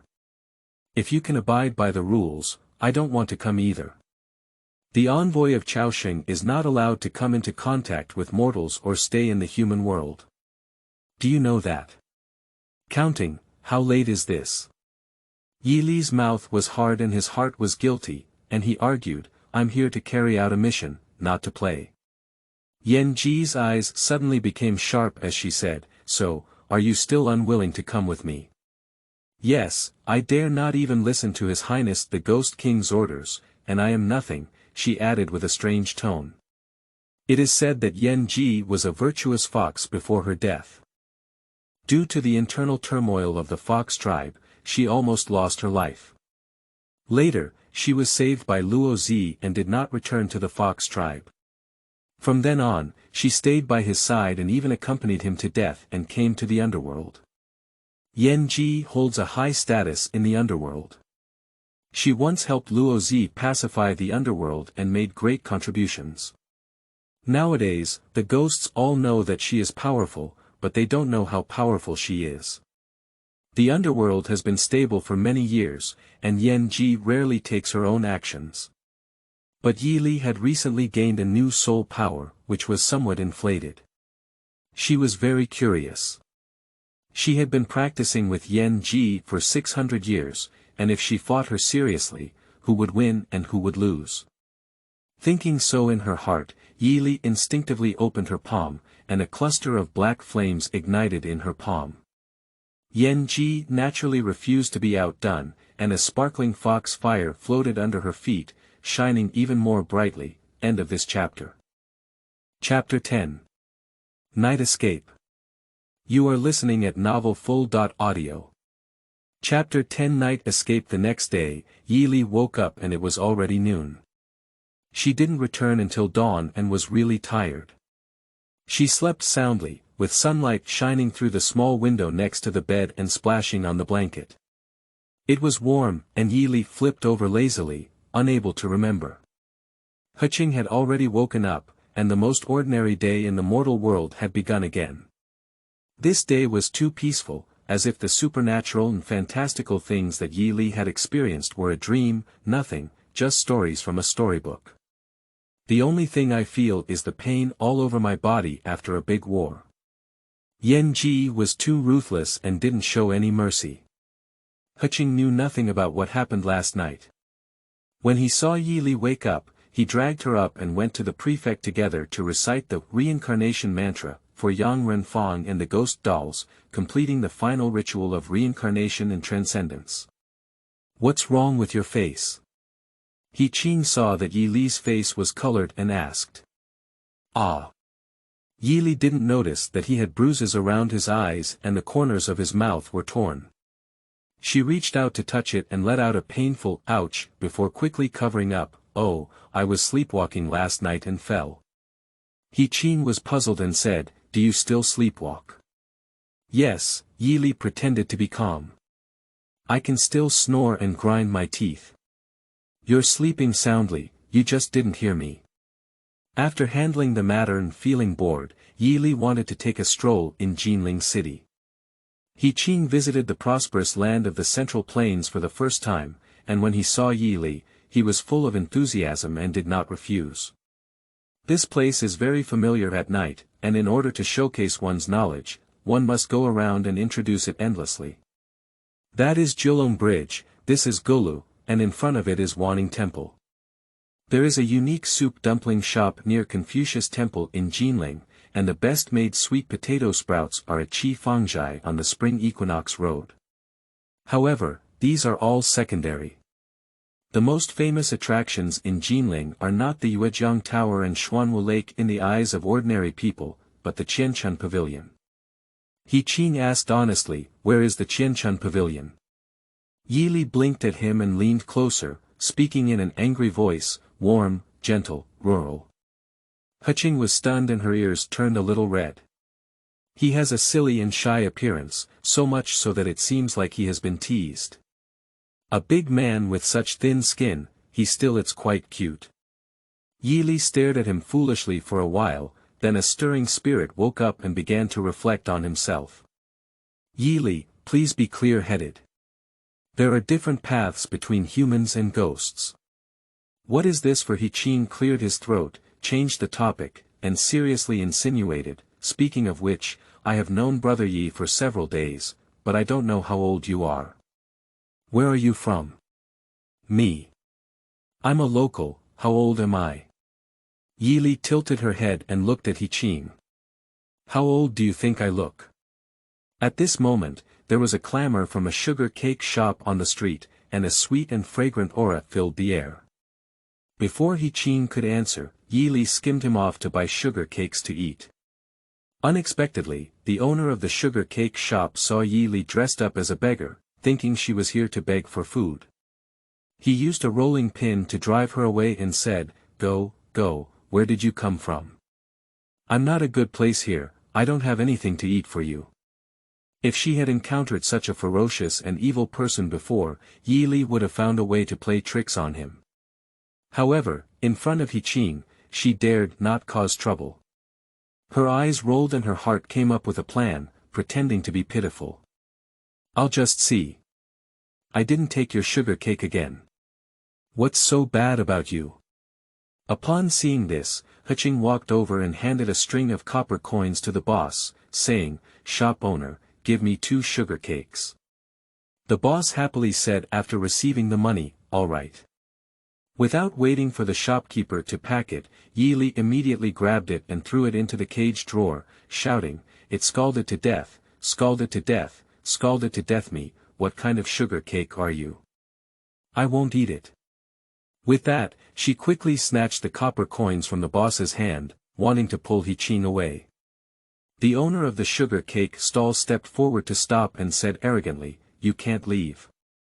"Yili, why can't we leave?" "Boss. You can only leave with money." Yili said, "Why, I didn't eat your sugar cake, why did I give you money?" The boss pulled Yili back to the sugar cake stand and pointed to the sugar cakes in the cage, saying, come on, look at it yourself. You've already taken it. Look, there are dirty fingerprints on the skin of my cake. How can I sell it? I have to pay." Yili spat and acted like a scoundrel, "I won't give it." "What can you do with me?" A heated argument with the sugar cake shop owner attracted onlookers. "Give him the money," Heqing said in order to calm things down. Yili refused, "I don't, why? Give it to him," Heqing said kindly. Yili reluctantly hooked her little finger and handed over the copper coin. Just as the boss was about to take it, she suddenly withdrew her hand, raised the corner of her mouth, and showed a strange smile. "Are you sure you want this string of money?" Yili waved her hand and the money string swayed on her little finger.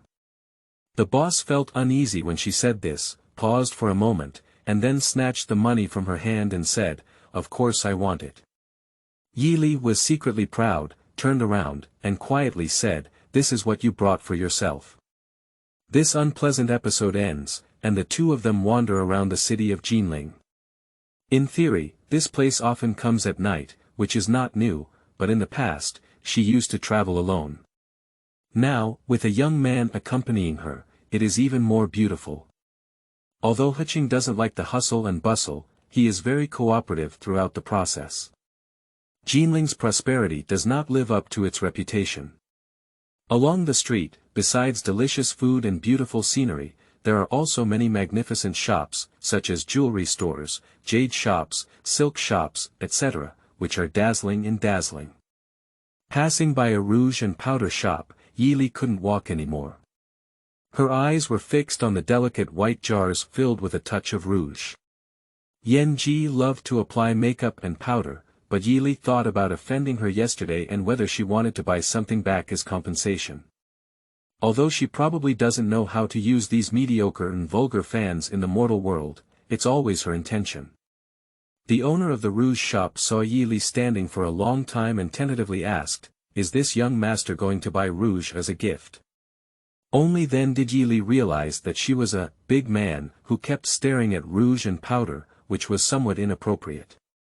She rubbed her nose and deliberately sucked a few times loudly, looking disheveled and full of beggars. "No, I'll just take a look," she chuckled. Heqing beside him also asked, "Brother Yi has been looking at these things from his daughter's house, but he wants to buy them for his beloved." Yi Li snorted and self-deprecatingly said, "What kind of sweetheart does the little beggar have there?" After playing for half a day, it was already late. They walked up the city head bridge, preparing to return to the tofu workshop. As dusk approached, there were many people on the bridge, and children were playing and chasing each other. One of them bumped into Yi Li while passing by. Yi Li was a bit absent-minded and almost fell off the bridge. Fortunately, he was caught by Heqing's waist. The two of them had their eyes facing each other, so close that their noses were almost touching each other. After a while, Yi Li felt embarrassed. With a force on their waist, they stood up, but before they could stand firm, a few mischievous children ran over frantically. Seeing that they were about to bring Yi Li down again, Heqing pulled her to his side and protected her with his hands before evading. "Oh my," Yi Li couldn't help but moan and withdraw her arm before feeling the warmth of this moment. Heqing was surprised and said, "Do you also have an injury on your arm?" Last night, she could be said to have learned Yan Ji's strength well, and understood that if she fought seriously, she was probably not Yan Ji's opponent. However, fortunately, Yan Ji was afraid of her newly cultivated ghost fire, as she had never seen her use it before and did not know its power, so she dared not act rashly. Moreover, causing too much trouble in the mortal realm was always a taboo. If someone bumped into her, according to the underworld laws set by Luo Zi, she would inevitably be punished when she went back.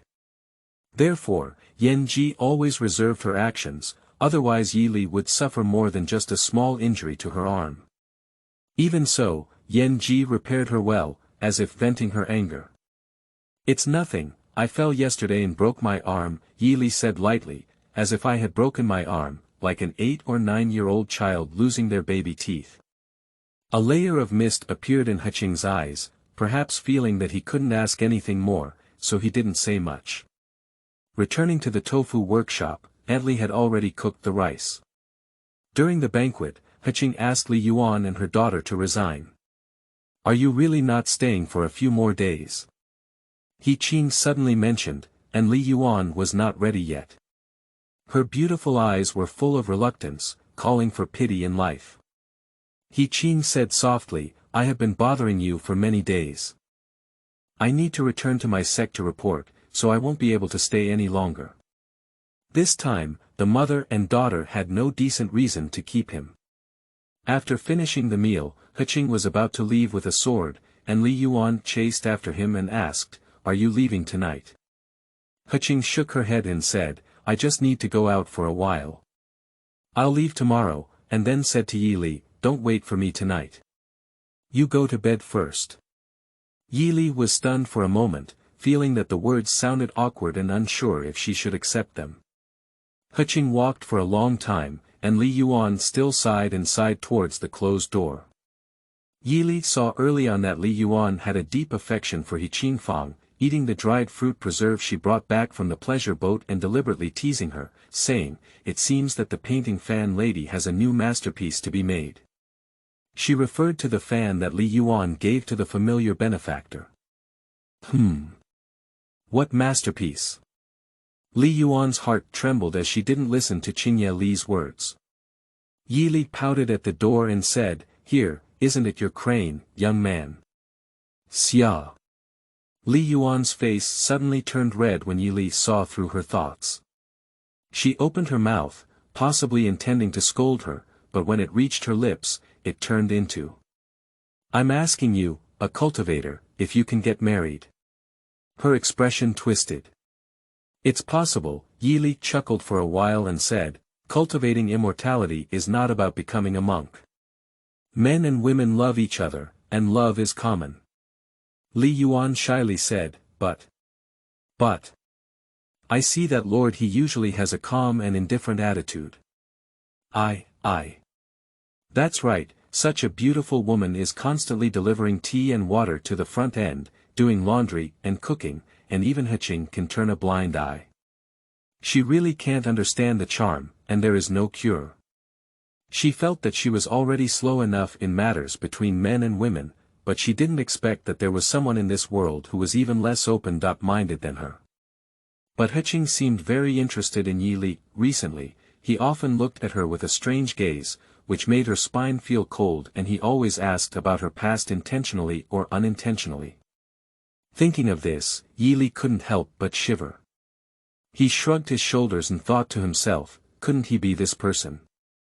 He has a habit of cutting his sleeves. At this thought, she couldn't help but tremble a few more times, scaring herself away from the thought. Cough cough, Yili coughed lightly twice and calmed down. Madam, you must think carefully. If you really intend to see young hero tonight will be your last chance. If you don't express your feelings, it will be difficult to see him again when he returns to the immortal sect. But. Li Yuan hesitated and hesitated. At this moment, Yili was already half drunk and half awake, eating and drinking enough, patting her chest and blurring, don't worry, hiccup today. Tonight, I'll accompany you. When he comes back, we'll make it clear to him. Yes, we must make it clear. She poured a glass of wine for Li Yuan, then filled herself with it and said, hiccup, as the saying goes, this man chases a woman through a mountain, and a woman chases a man through a veil. Hiccup. Who stipulates that this woman cannot pursue men? Come on, drink. Drink this glass and be brave. Yili pulled Li Yuan to drink with her. Fortunately, Heqing didn't come back late, otherwise Li Yuan would definitely have been intoxicated by her. On the midday of the month, Heqing pushed the door in and saw Li Yuan sitting at a stone table, his slightly tipsy face flushed. Yili was lying on the table upside down, hesitating for a moment before walking straight to them. Before Li Yuan could speak, Heqing spoke to Yili and said, go back to your room. I have something to say to you. Ah. Yili got drunk, her voice was particularly loud, and the ending dragged on for a long time. She pointed at herself in a daze, me. Yes, you, Heqing said briefly. In an instant, Yili also forgot to help Li Yuan express her feelings to Heqing, and went back to the room with Heqing in a daze. Yili opened the door and saw Heqing sitting on the edge of the bed with a serious expression. He didn't pay much attention and drank a few bowls of yellow soup. He remembered Li Yuan's small face full of nostalgia, and couldn't help but laugh mischievously. He wanted to make fun of Heqing and try to see if Heqing really liked men. So he deliberately ouch and pretended to stumble, pouncing on him, his hands restlessly groping, making Heqing's face turn red. You, what are you doing?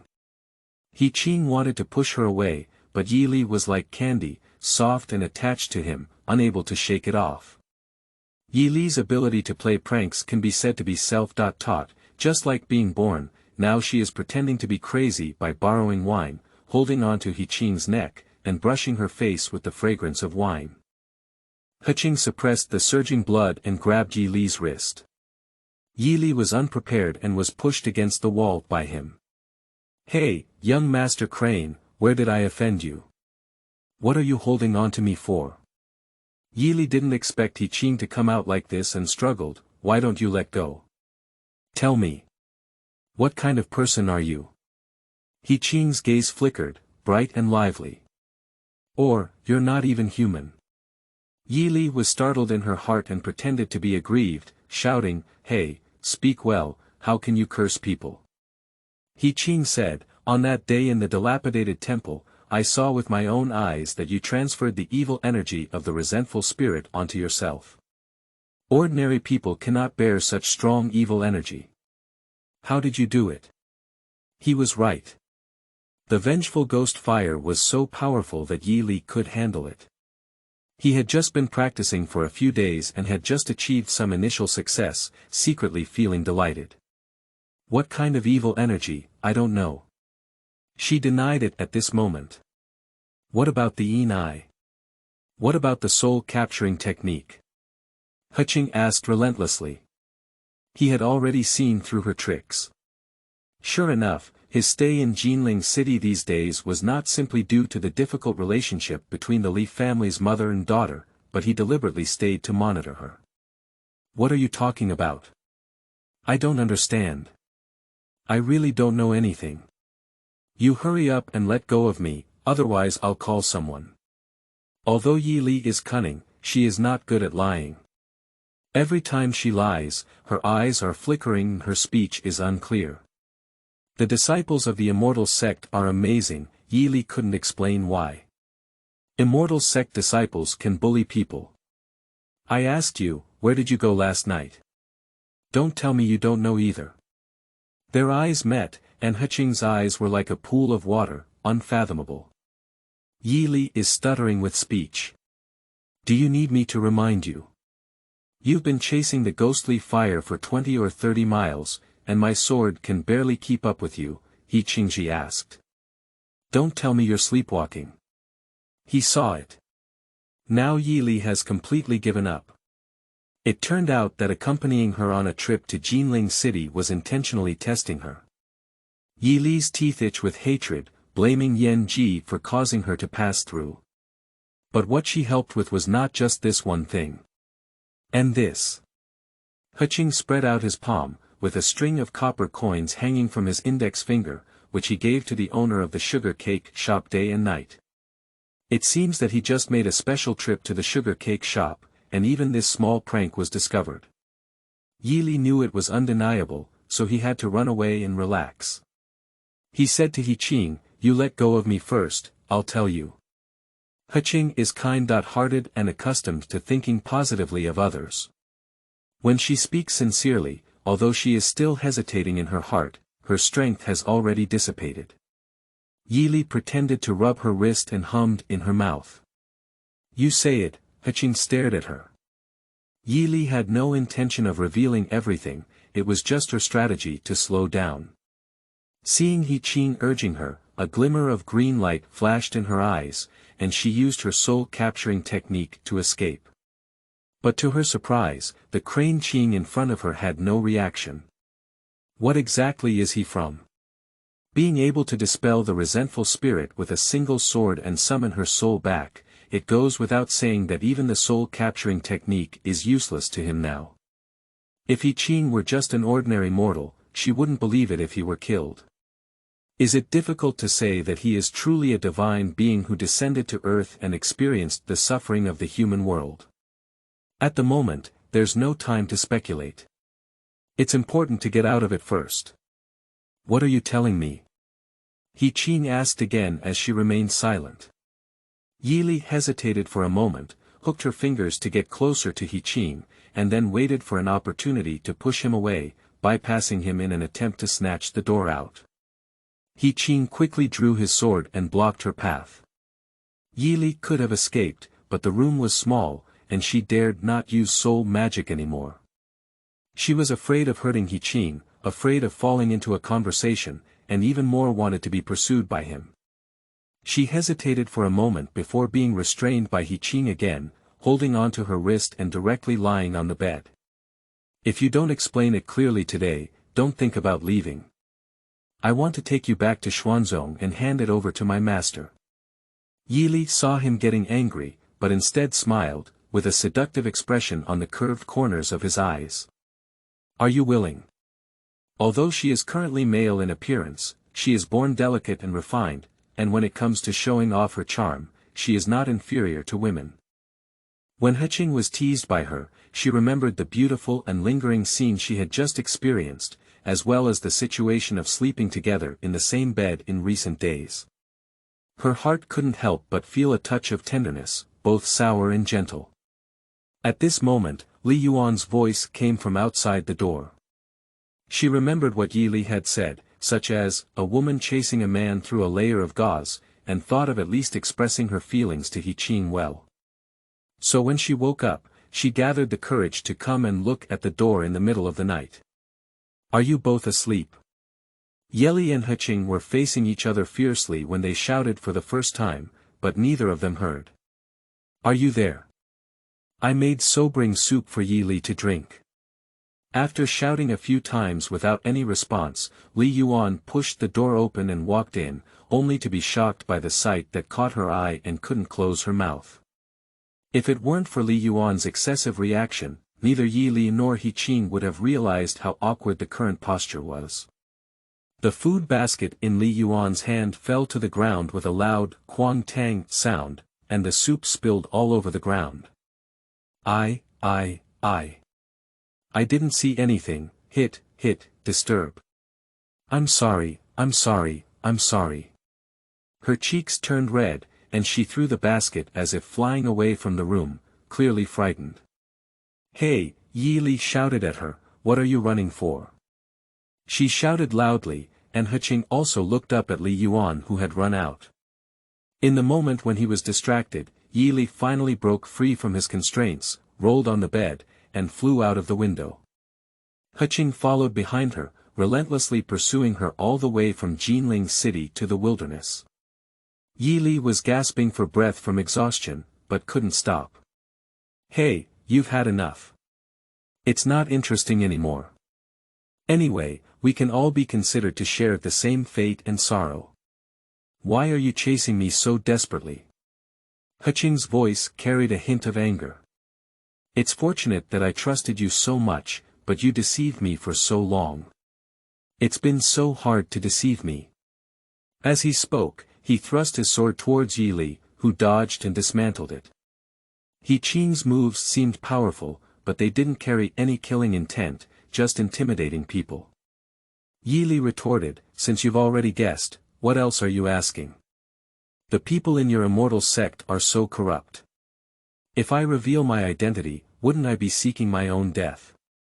Heqing said, "If you don't harm anyone, I don't want to catch you either." Yi Li said, "How could I have it? I came here to deal with the matter of the earth-binding spirit. I only have the responsibility to save people. How could I have harmed anyone?" Heqing said, "How can you explain the situation with the sugar cake shop?" Yi Li stopped talking. "The red thread of the string of copper coins has been replaced by the silk thread on the ghost child's belly pocket by you, becoming a cursed item. If it weren't for me recycling it in time, their whole family would have suffered." Heqing lowered his face. "I was." Yi Li's eyes dodged, "I was just giving him a lesson." "Who said he was so unreasonable? The sugar cakes you returned made several baskets of sugar cakes rot and become maggots. Isn't this lesson enough?" Yi Li, knew I was wrong, but still insisted on using persuasive language. "I was just joking." "What's wrong with joking?" Heqing sternly said, "Are you joking? Are you joking and taking the life of the whole family?" "Yi Li, I would like to believe that you are a good person, but what is the difference between your actions and those evil spirits that harm people's lives?" At that time, Yi Li couldn't hold back his evil thoughts and committed such a crime. Even if he was arrested and interrogated in the underworld, it was undeniable. Fortunately, Heqing timely investigated and stopped him. "I didn't want to fight with you at all, but my master said, demons and demons cause trouble, and for the sake of the common people, disciples of the immortal sect should take it their responsibility to subdue demons and subdue them." Yi Li felt guilty and ashamed in her heart, but when she heard Heqing say so, she suddenly became angry and sneered, "There are evil gods in the heavenly realm, and there are good beings in the demon race. How can we judge the quality of all things in the world based on gods and demons?" End of this chapter.